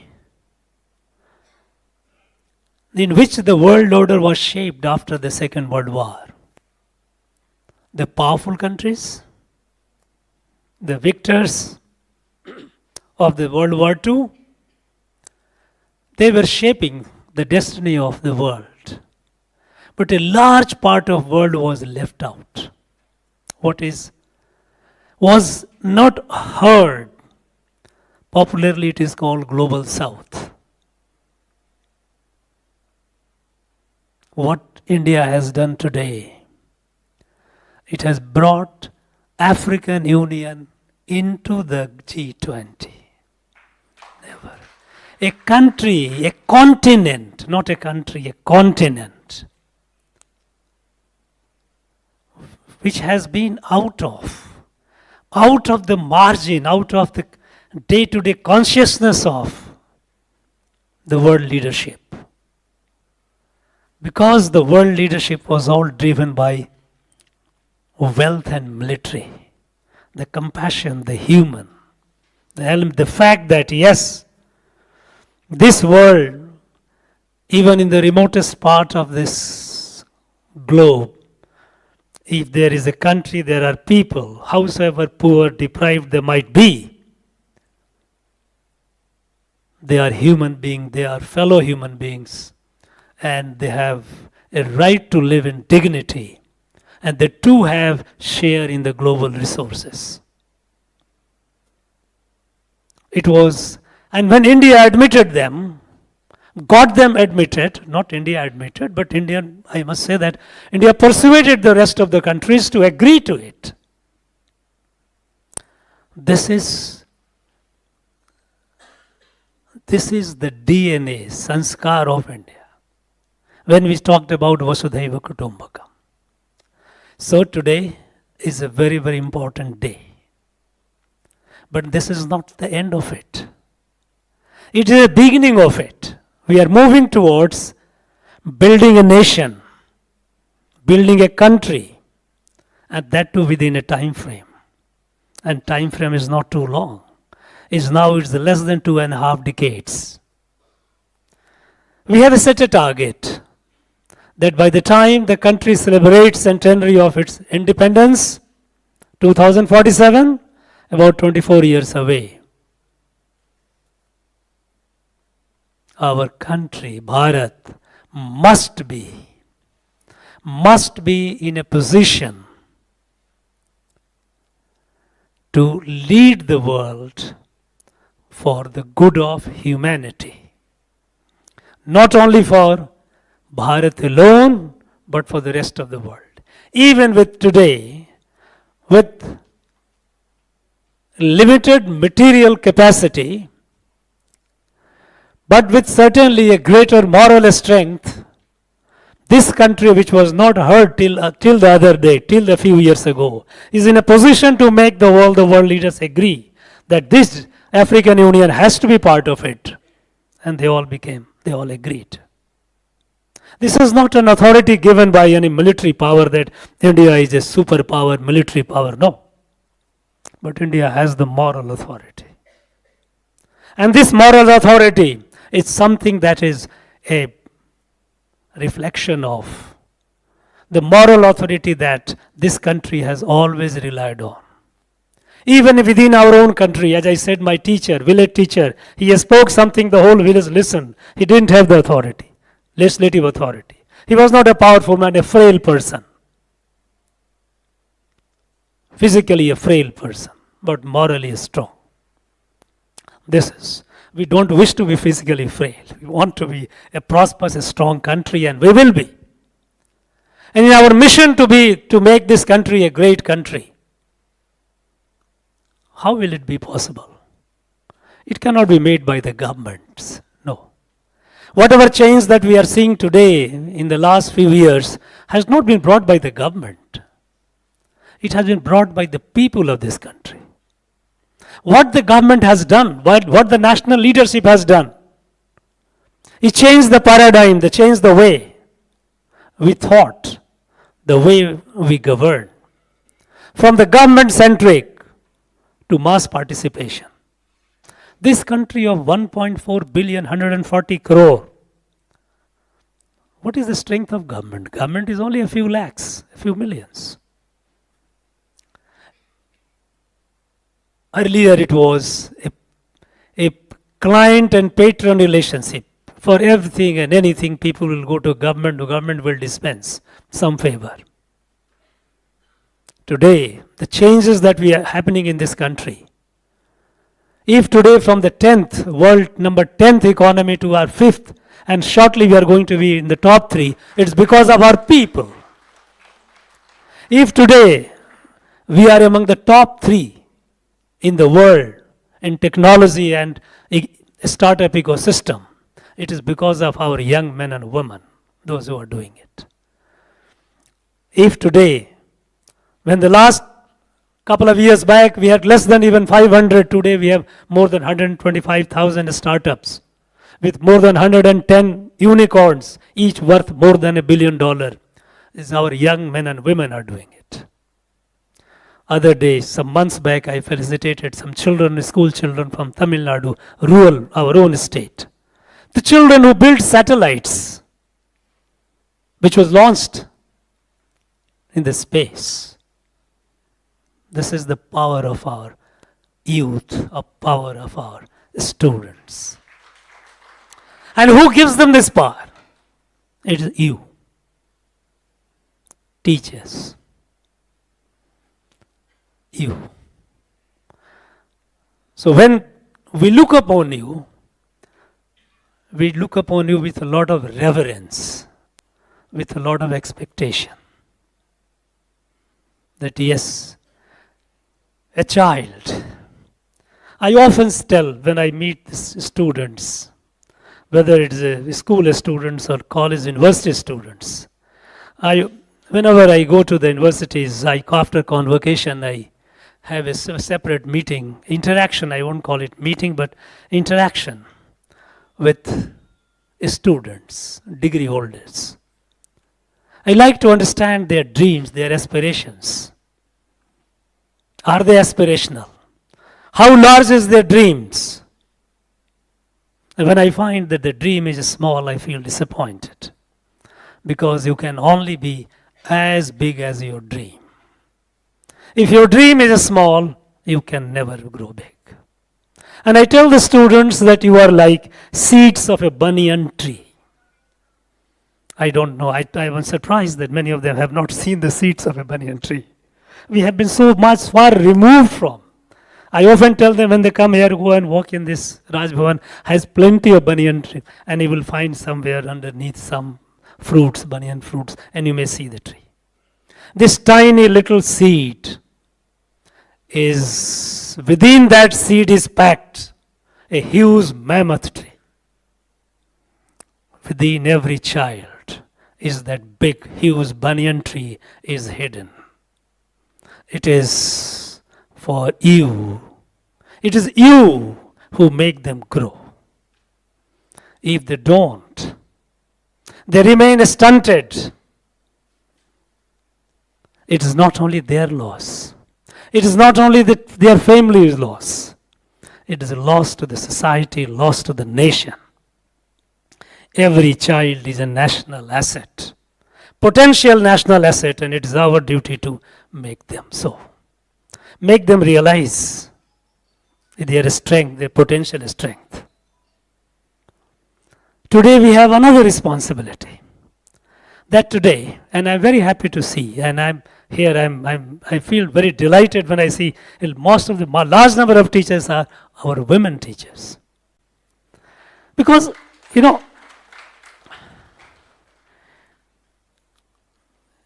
a society, a country cannot grow to its potential if half the population is not able to grow, their talents not able to blossom to their full potential.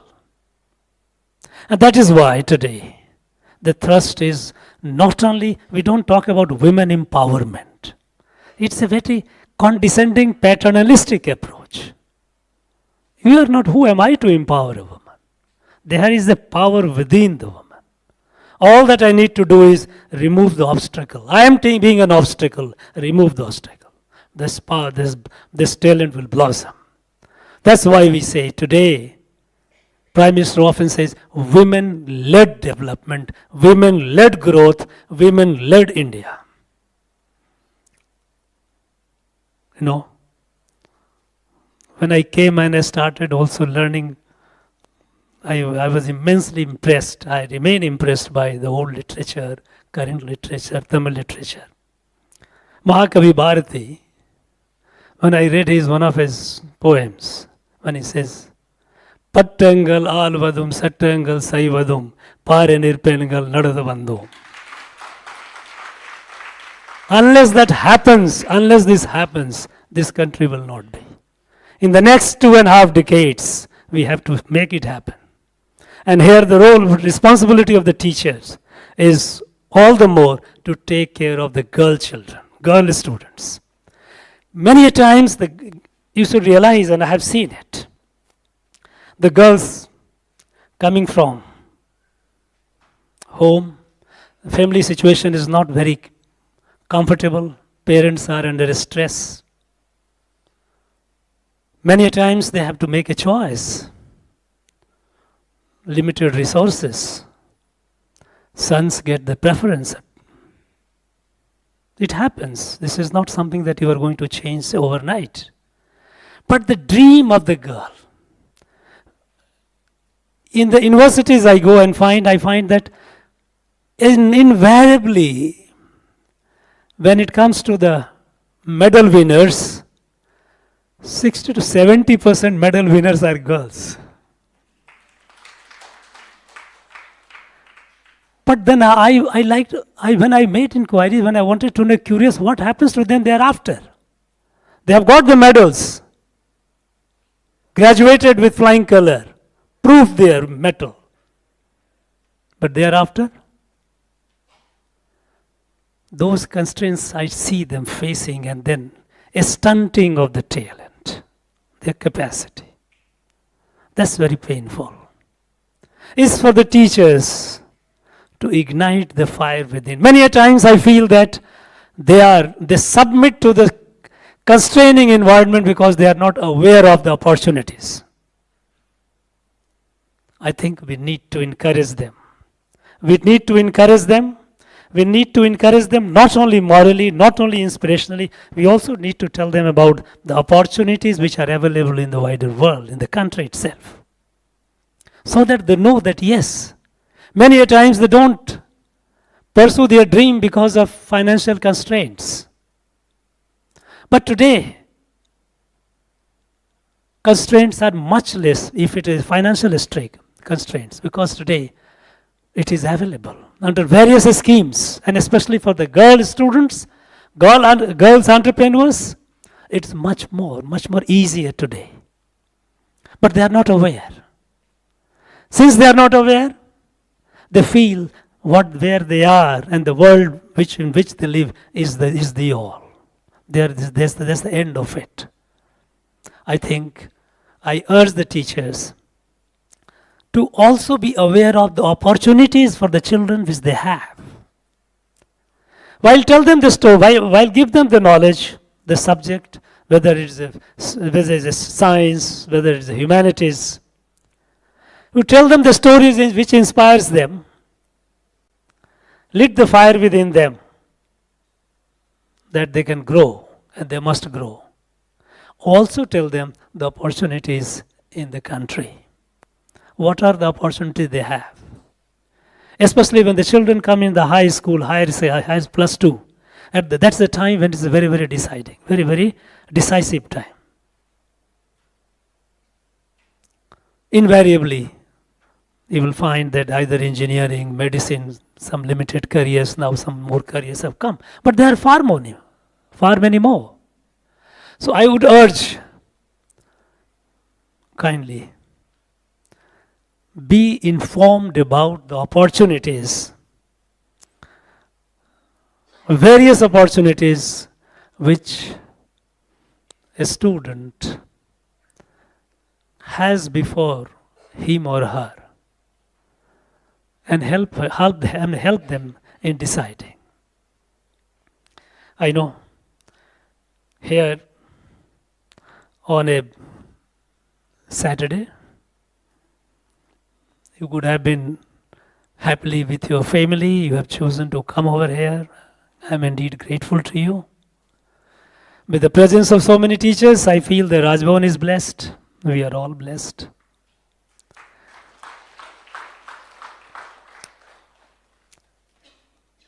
And I am sure you will continue doing what you are doing with added zeal. But I was told that this is an interactive session, but it became almost like a monologue. And that's not very fair. I think I would urge the teachers, if you have some curiosity which you can fire at me, I'll be very happy and try to respond. So we have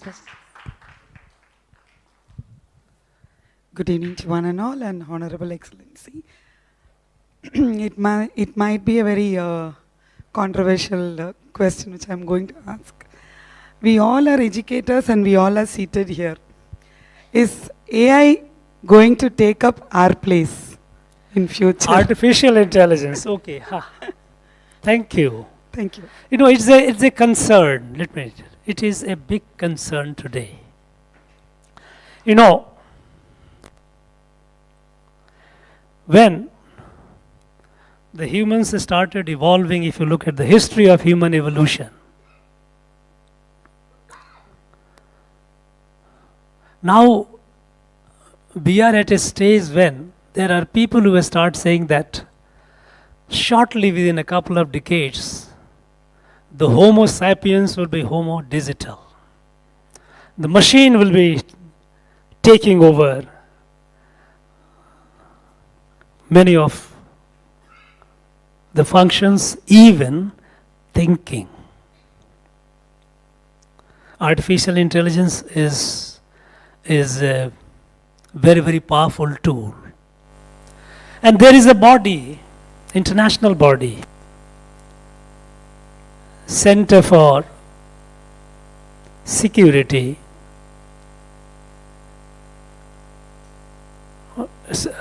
related to artificial intelligence. Center for Security Concerns, I think that is what its name is, CSAI, which is worried about artificial intelligence, what all it's going to do. And they have flagged it by passing a resolution, very short resolution, that the world must be conscious of threats from artificial intelligence at par with nuclear threats or at par with pandemics like COVID. You know, artificial intelligence, that's why there is a big concern about how to moderate it, how to make it ethical, because there is a danger that the machines, the intelligent machines, which becomes learning, it keeps learning on its own. So long, whatever programming has been done and machine acts accordingly, that's fine. But when machine starts learning with its own mistakes, learning with the new input that it gets,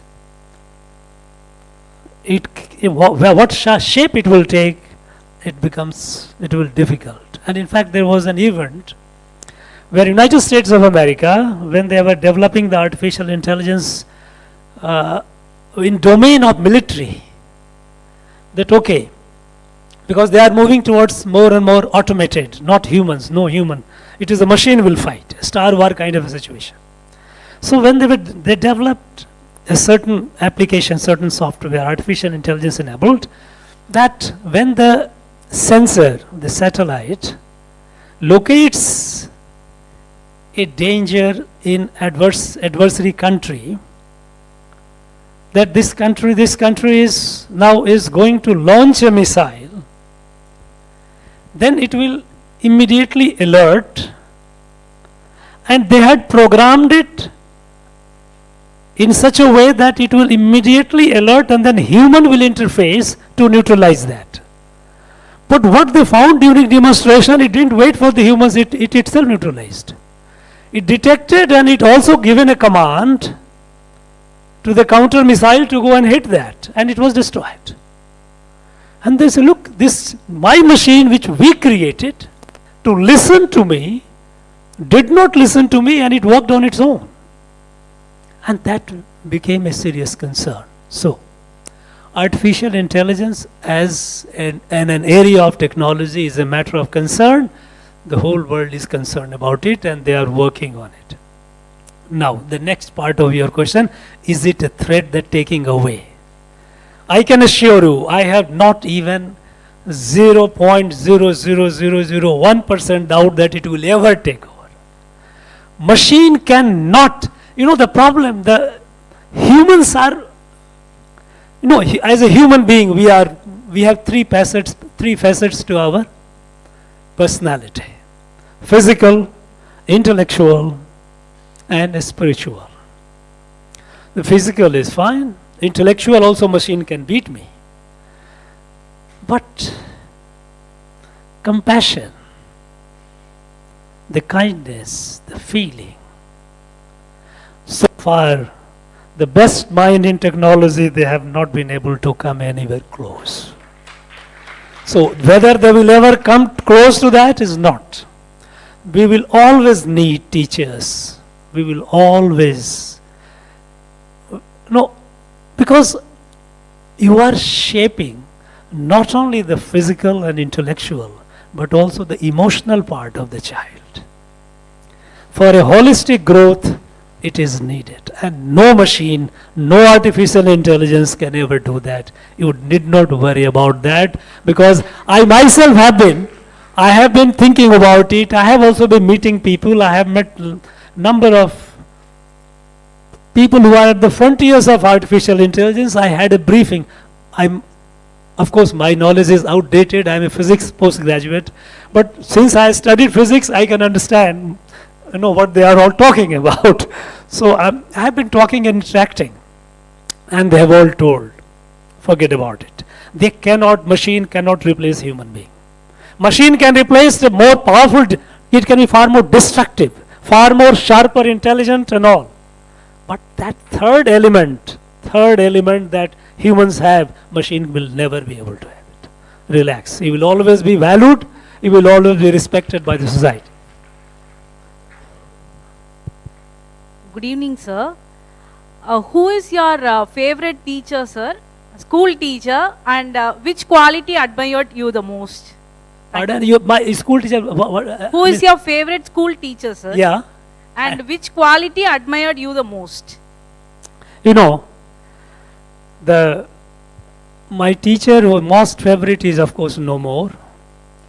Because imagine when I myself am 72. When I was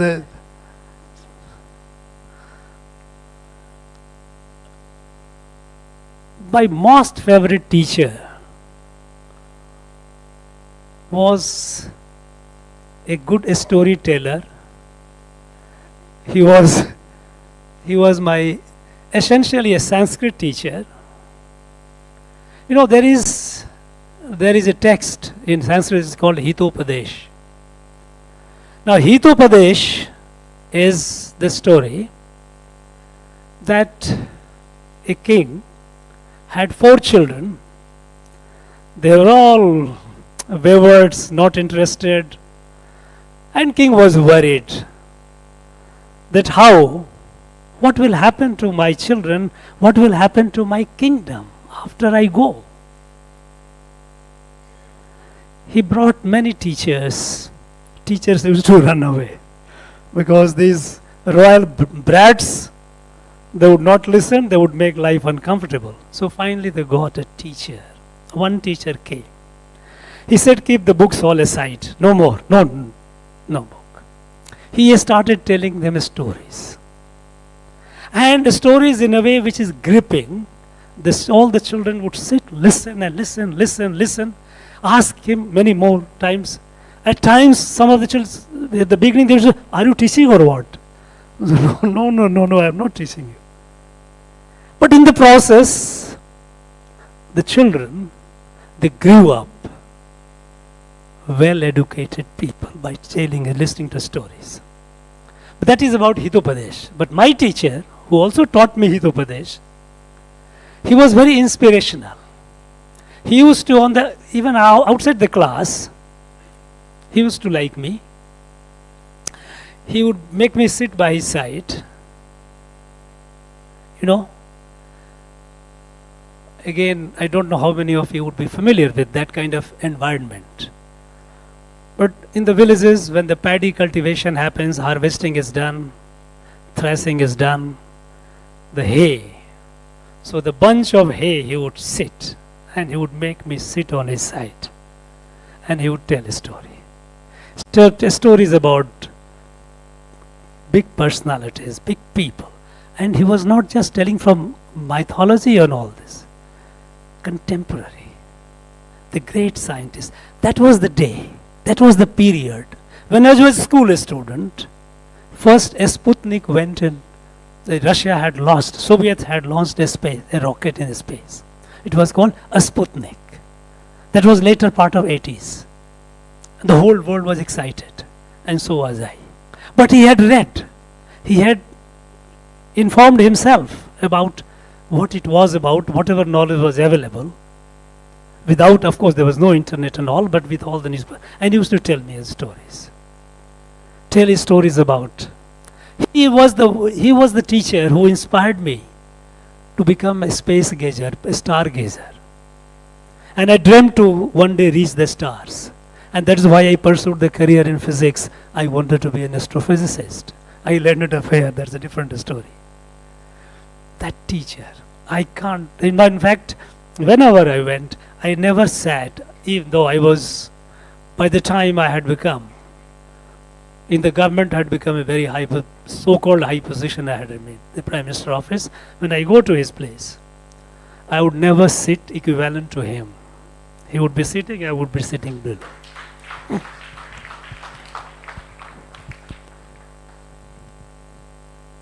Thank you, Manjupriya. And this is a special occasion that I have to thank Manjupriya for giving this golden opportunity. And I thought of a question yesterday asking you, but right now I've changed my question. You are my father right now. I'm your daughter. I used to travel right from a small place to the Chennai, to the center of Chennai. It's highly polluted. When I entered inside the campus, I feel so happy. I was able to see the D is passing away right there. A bunch of trees are there. Banyan trees are there. This kind of luxury, will my daughter or son will get it in the future? And one more thing, can I connect this question to the Amrit Kal to Vision 2047? Because generally I won't get tensed, but I'm a little bit tensed. I have Relax. Take a deep breath.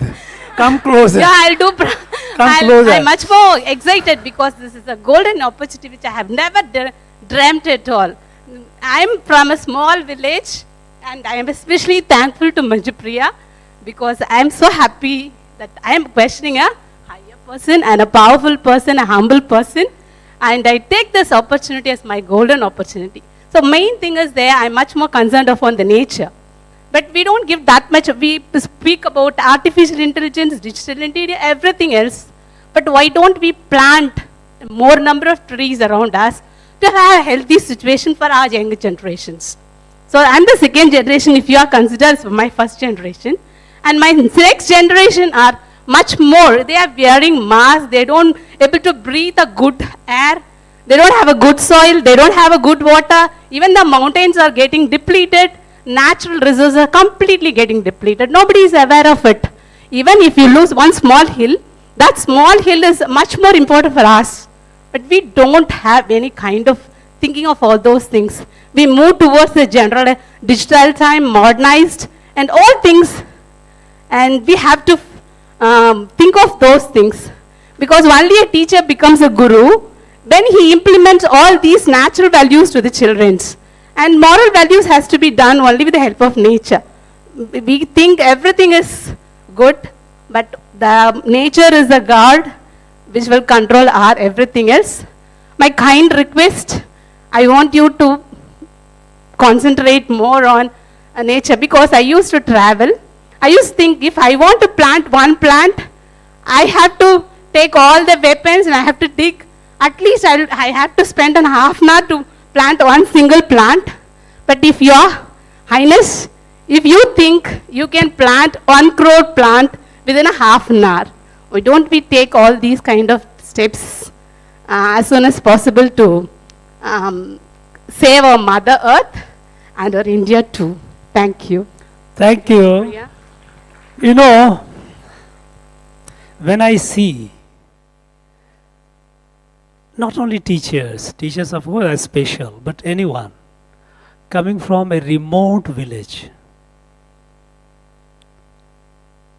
with bare or no modern facility, immediately I get back to my childhood and I relate with that person far more closely than I relate with anyone who is city born or brought up in modernity. Because I have lived in that environment. You say the close to nature. We didn't used to call nature, we used to call tree is worshipped. In my childhood, my teacher, he also taught me one sloka, one Sanskrit he said. I will translate it. When he looked at the tree, we used to call trees like, it's a god.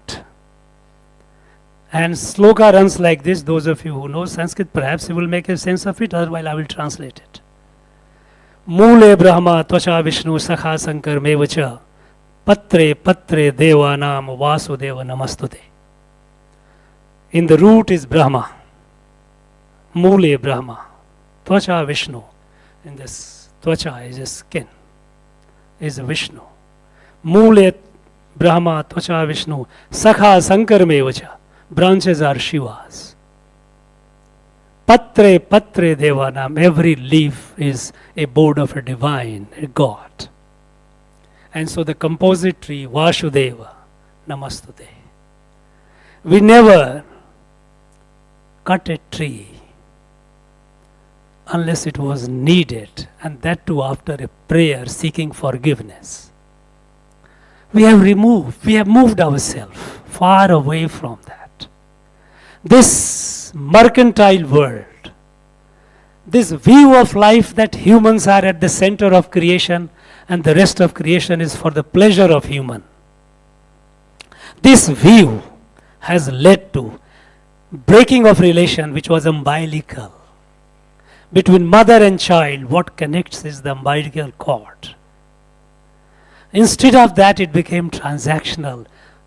Tree and everything on the earth became a resource, not as something which is respectful, which is there to sustain me, and I have equal responsibility to that. This was our old ancient Indian values, which we have lost, and we must restore it. That is why today the effort is that we grow. When this country is growing, we are not growing merely in terms of, and we don't wish to grow merely in terms of technology and science. We wish to grow, as Swami Vivekananda had said, that we want this country to grow, whose a country whose muscles are of iron, whose sinews are of steel, nerves are of steel, but whose heart and mind are compassionate. That is the country that we want. We want to build this country, what Rishi Aurobindo had dreamed on the day of independence. On the 15th of August 1947, Rishi Aurobindo had jotted down in Pondipan in Puducherry ashram. He had jotted down what India, what responsibility this country has. And there he says, Rishi Aurobindo says, and we must remember that entire universe, Earth is the only planet where life is evolving. No other planet so far they have found so far. This is the only planet where life is in the evolutionary process, is evolving from inanimate to animate. Creatures, animals, humans is the process of higher evolution. So it has to evolve to the next stage, where our rishis, our sages, several thousand years ago, when they said, Yadu Mure Yavarum Keler. When our rishi said, Vadiya Paire Kand Poltata, Vadinen. When I see a leaf withering, my heart withers. Connect with that. It is not different, it is me. These values, we have to grow with these values. And that is what we are trying. That is what we are trying to, the country is trying to frame it in the language of today. Because every age has to have its own language, its own vocabulary, its own stories. If I tell my grandchildren how I grew up, they will not be able to relate. I need to tell them in the language of today, vocabulary of today. But that's what we need to do. Yes, we will do it, and we are doing it. And all of you have a responsibility to do that. Thank you. Thank you, sir, for sharing insightful thoughts and for this interaction session. Yeah, please. So last questions. Good evening, sir. There is a wide gap between heart and brain by the teachers towards students nowadays. What is your opinion about that, sir? Today's teachers. Heart and brain gap, yes, in that towards school children. Means by the teachers towards school children. You know what? In most of the times, their hands are tied for showing sympathy or empathy while dealing certain situations. Your opinion on that, sir, please. No, the stage where we are today, it's not teachers' fault. It's the fault overall. We have all become so transactional. We have all started please sit down. Please sit down, ma'am. You know, over the years, and it's not very long time, in last for 3, 4, 5 decades, this change has been happening, and it has become all the more visible in last about 2 decades, 2.5 decades, all the more. Competitive world. Parents have become ambitious.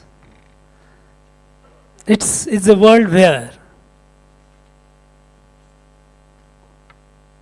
success is measured by the amount of wealth that you earn.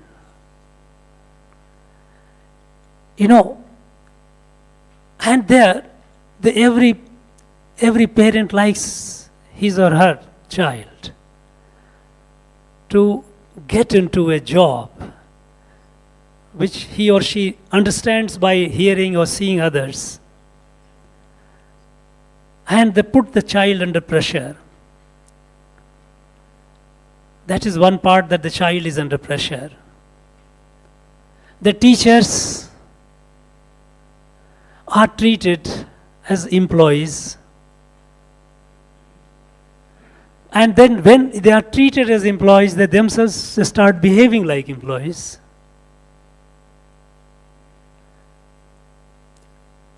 Many factors this has led to this situation. Today, when a teacher scolds a child, I'm not sure how the parents are going to take it, whether they will take it easily. When my teacher hit me on my arm with a stick, my parents even didn't come to know of it. Because teachers, when they punished me, it was not out of any other, for my own well-being. I am not advocate of a corporeal punishment, that it has to be there. But what I am saying is the trust that parents believed that my child and his or her teacher, the teacher will not do anything to the detriment, to the harm of my child. And even if the teacher has given a physical punishment, it is good for my child. Its intention is good. That trust was there. So there is a trust deficit between the society, the parents and the teachers and students. Teachers are employees. It has been a decline, or I should say the degradation of the entire value system. You know, our constitution, you know, the teachers are significant, are very important, because the teachers who made this country, not today, it is not many people say, teachers make the country, this is fine. But the fact is that who made this country, Bharat? Bharat was not made by any ruler, any king, any Bahubali. It was made by our rishis, and rishis were teachers. They dispensed the wisdom. And that is why, when our constitution was framed, and when the question was raised before the Constituent Assembly, that in this constitution, while we have the fundamental rights, we have distribution of duties between the legislative, executive, judiciary, separation of power between these three, also separation of power between the union and the state, collection of taxes and devolution of taxes. These are value neutral. It can be applied anywhere, any part of the world.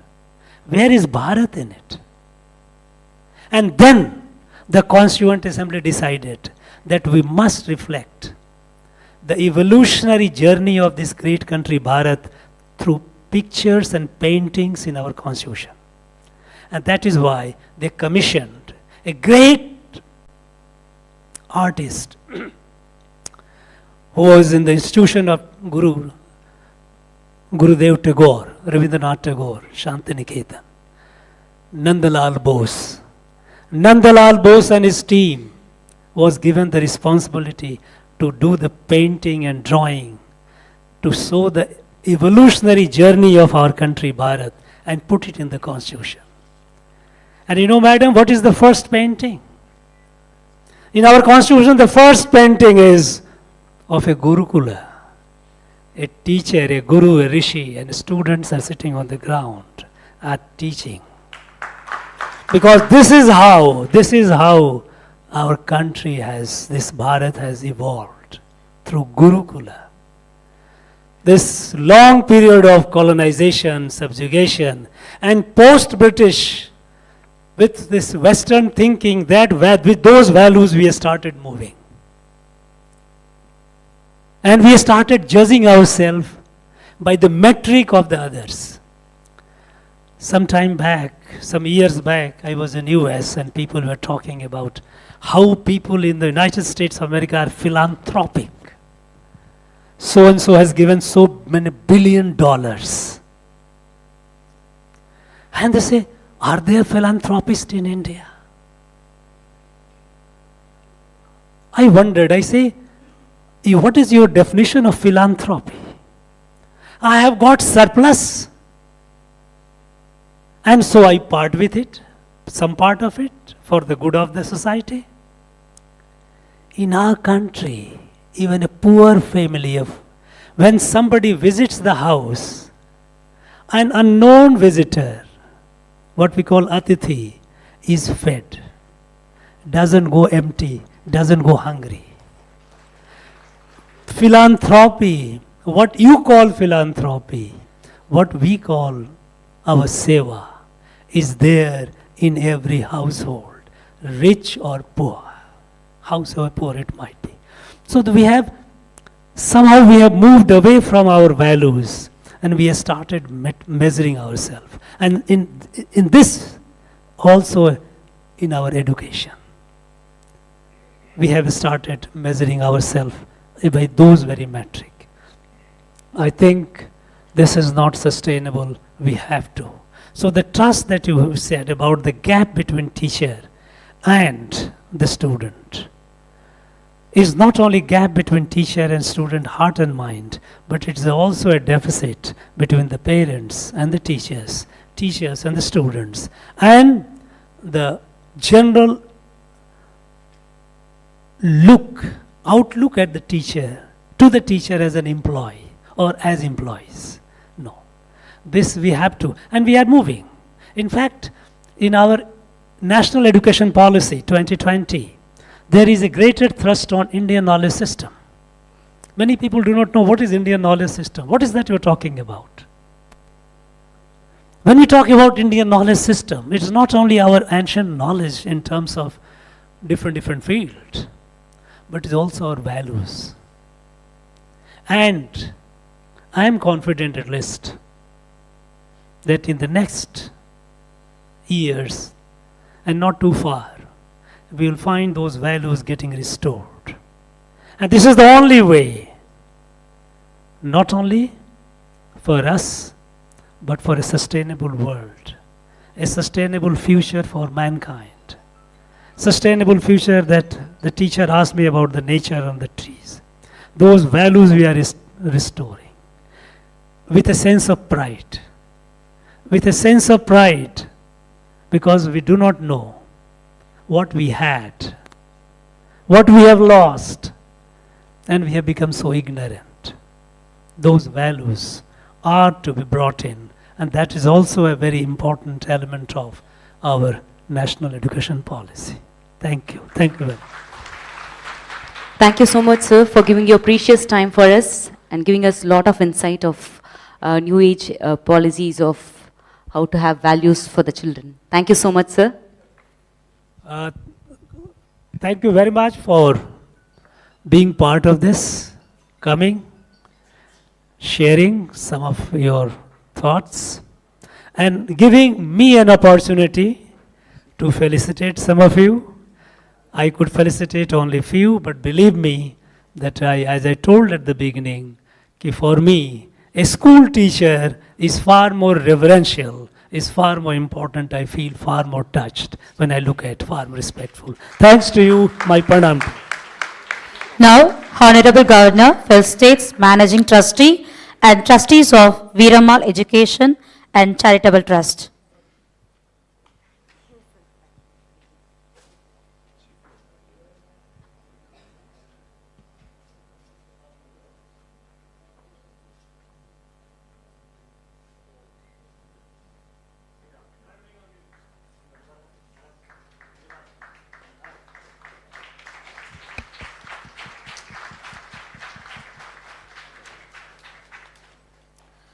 Veeramal Educational and Charitable Trust members, with immense pleasure, felicitates our Honorable Governor of Tamil Nadu.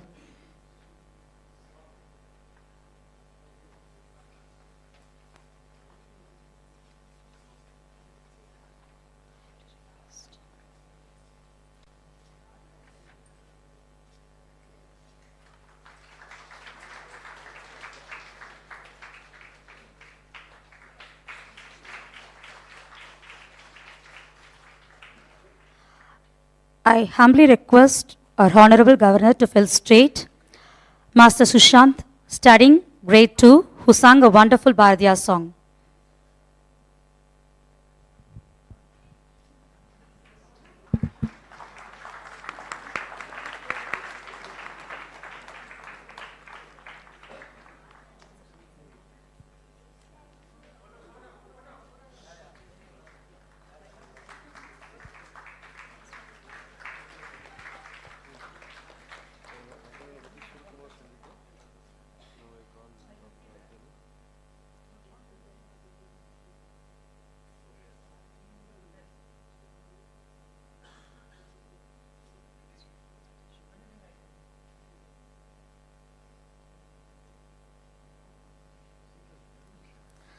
Dr. K. Arjunan, Secretary of Society for Rural Development, Jawad Hills, from Annamalai district. International universities have conferred him with honorary doctorates for his endless outstanding social services to the rural reconstruction in the Gandhian approach, foreign charitable trust, foreign embassies, central and state governments have honored him with awards for his service. Now, I cordially invite Dr. K. Arjunan to give vote of thanks.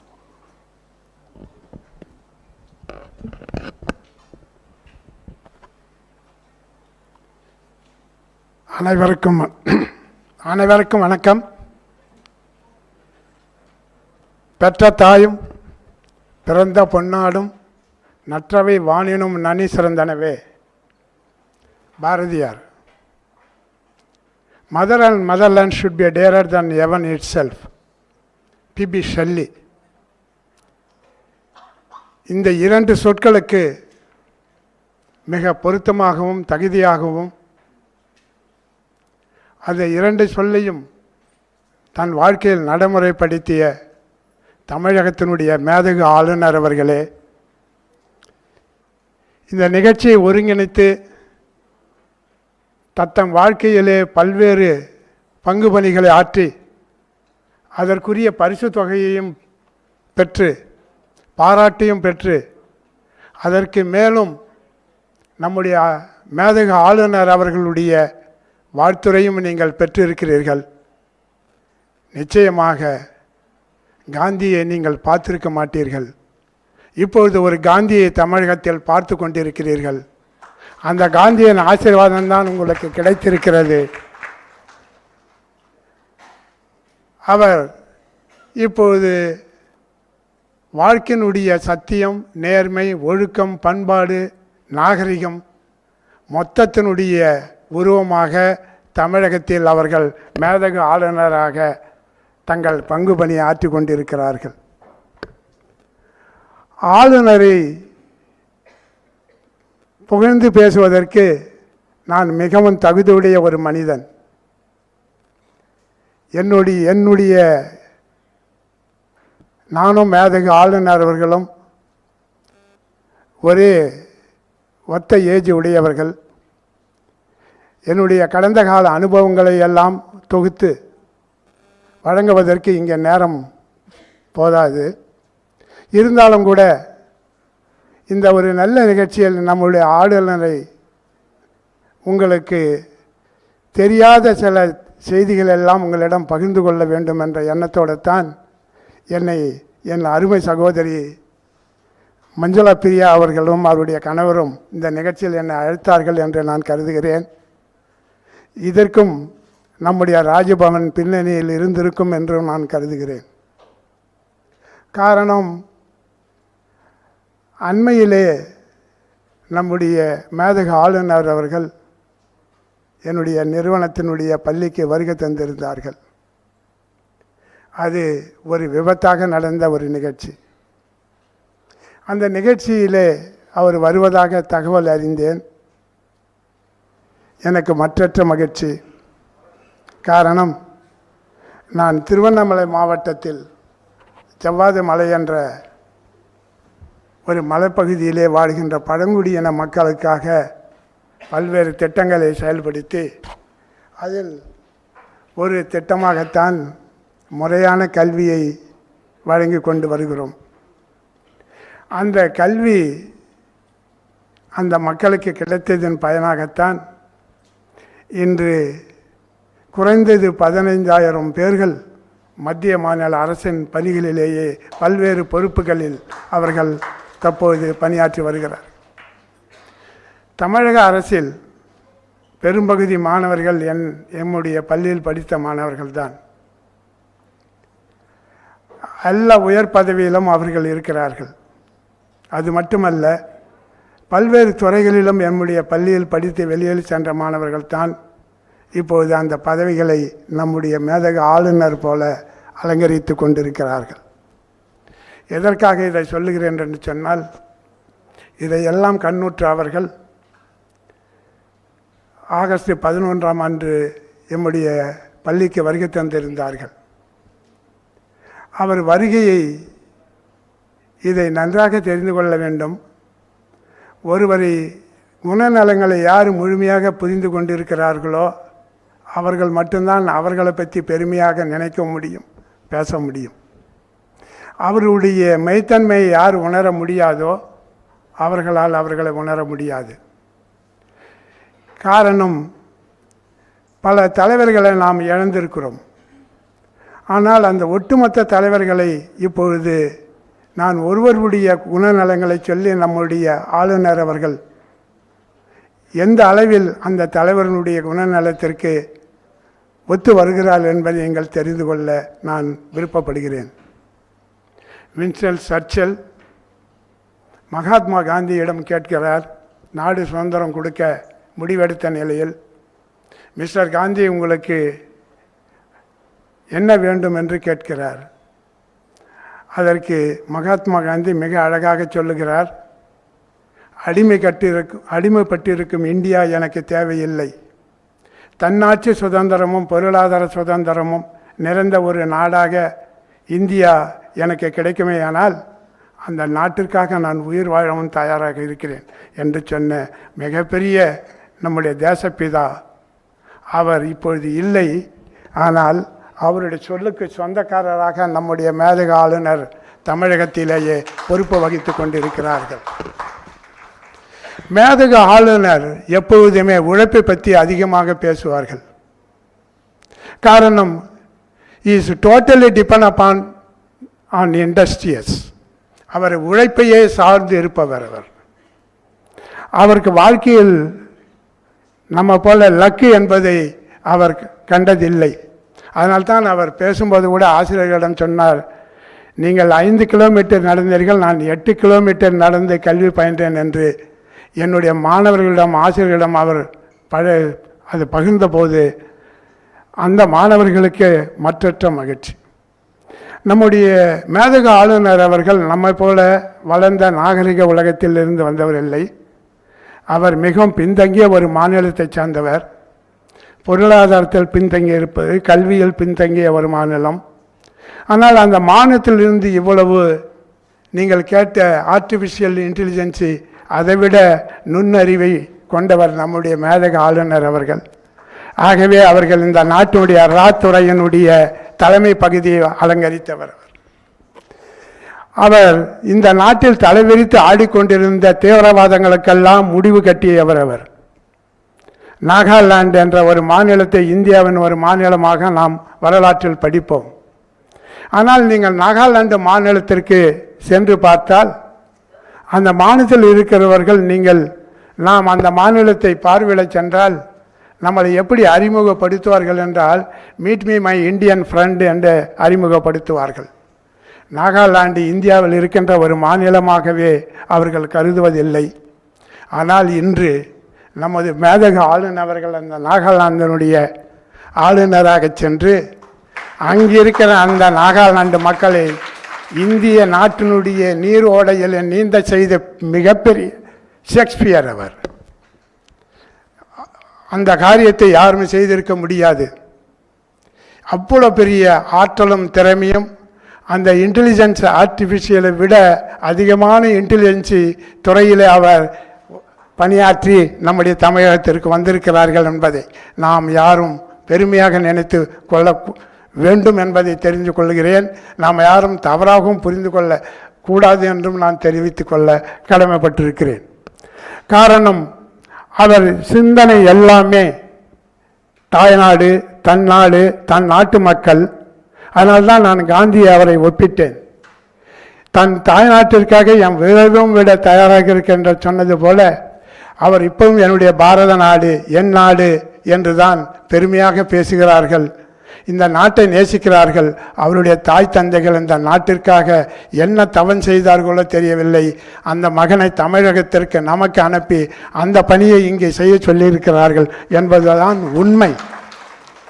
காரணம் அது மட்டும் இல்லை. நீங்கள் ஒரு செய்தியை நான் சொல்ல ஆசைப்படுகிறேன். நீங்கள் நம்முடைய தமிழ் தாத்தா உவே சாமிநாத ஐயர் அவர் இல்லை என்றால் தமிழனுக்கு இலக்கியங்களே இல்லை, தமிழர் நாகரிகம் என்னவென்பது தெரிந்திருக்க வாய்ப்பு இல்லை. அவர் தேடி அலைந்து திரிந்து எங்கெல்லாம் தெரிந்து நம்முடைய இலக்கியங்களை தேடி எடுத்து அது இலக்கியங்களாக தொகுத்து நமக்கு புறநானூறும் அகநானூறும் 8 கலித்தொகை என்று பல நூல்களை கொடுத்தார்களோ அதுபோல நம்முடைய ஆளுநர் அவர்கள் தமிழகத்தினுடைய மூல முடுக்குக்கெல்லாம் செல்லுகிறார்கள். செல்லுகின்ற போது யாரை சந்திக்கிறார் என்று பார்த்தால் மாணவர்களை சந்திக்கிறார்கள், ஆசிரியர்களை சந்திக்கிறார்கள், அவர்களுடைய பெற்றோர்களை சந்திக்கிறார்கள்.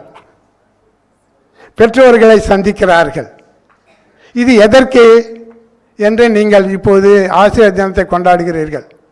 ஒரு கல்வி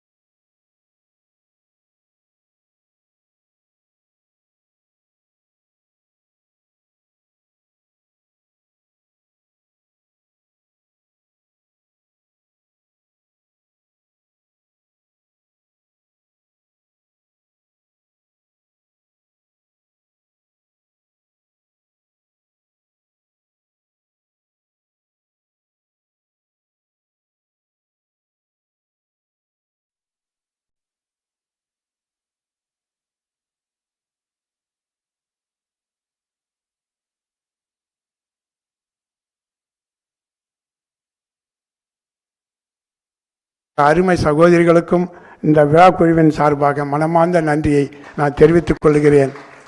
அனைத்திற்கும் மேலாக நம்மளை அனைவரும் இந்த இடத்தில் கூடுவதற்கு இந்த இடத்தை ஒன்றுக்கு சொல்ல கடமைப்பட்டிருக்கிறேன். இது தர்பார் மண்டபம். இந்த மண்டபத்தில் நமக்கு இடமில்லை. நம்மை இந்த தர்பார் மண்டபத்துக்குள் நம்மளை அமர வைத்து அவர்கள் அழகு பார்த்து கொண்டிருக்கிறார்கள். இவரை விட வேறு யாரும் அந்த காரியத்தை செய்ய முடியாது. இது ஆங்கிலேயர்கள் நமக்கு கொடுத்து விட்டு சென்ற பரிசு தர்பார். ஆனால் அதை நம்முடைய மேதக ஆளுநர் அவர்கள் அந்த புலவன் பெயரிலேயே இந்த தர்பார் மண்டபத்தை மாற்றி இருக்கிறார்கள் என்றால் அவர் எந்த அளவுக்கு தமிழ் பற்றும் பாரதியனுடைய சொல்வாக்கும் அவருடைய ஆற்றலும் அவரிடம் ஈடுபாடும் கொண்டிருப்பார் என்பதை இதை ஒரு அளவுகோலாகவே நாம் தெரிந்து கொள்ள வேண்டும். ஆகவே இந்த தர்பார் மண்டபத்தை வழங்கி நம்மளெல்லாம் இங்கே அழைத்து அவர்கள் மூலமாக இவ்வளோ பெரிய நல்ல காரியத்தை செய்வதற்கு நல்ல எண்ணமும் செயல்பாடும் கொண்ட நம்முடைய மேதகு ஆளுநர் அவர்களுக்கு உங்களுடைய அனைவருடைய சார்பாக மனமார்ந்த நன்றி அவருக்கு பதிவு செய்து இடம் சாருகிறேன். நன்றி. Thank you, sir. Thank you, sir. I request all the dignitaries to rise for our national anthem.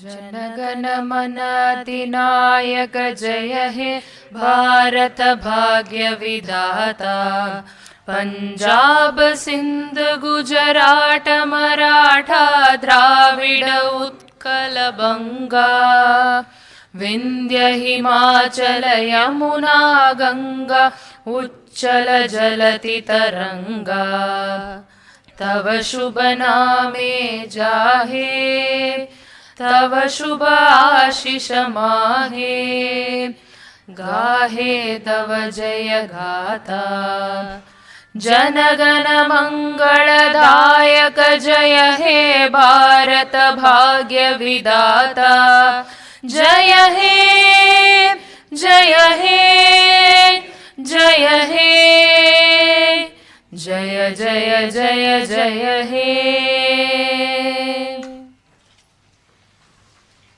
We request everyone to be seated.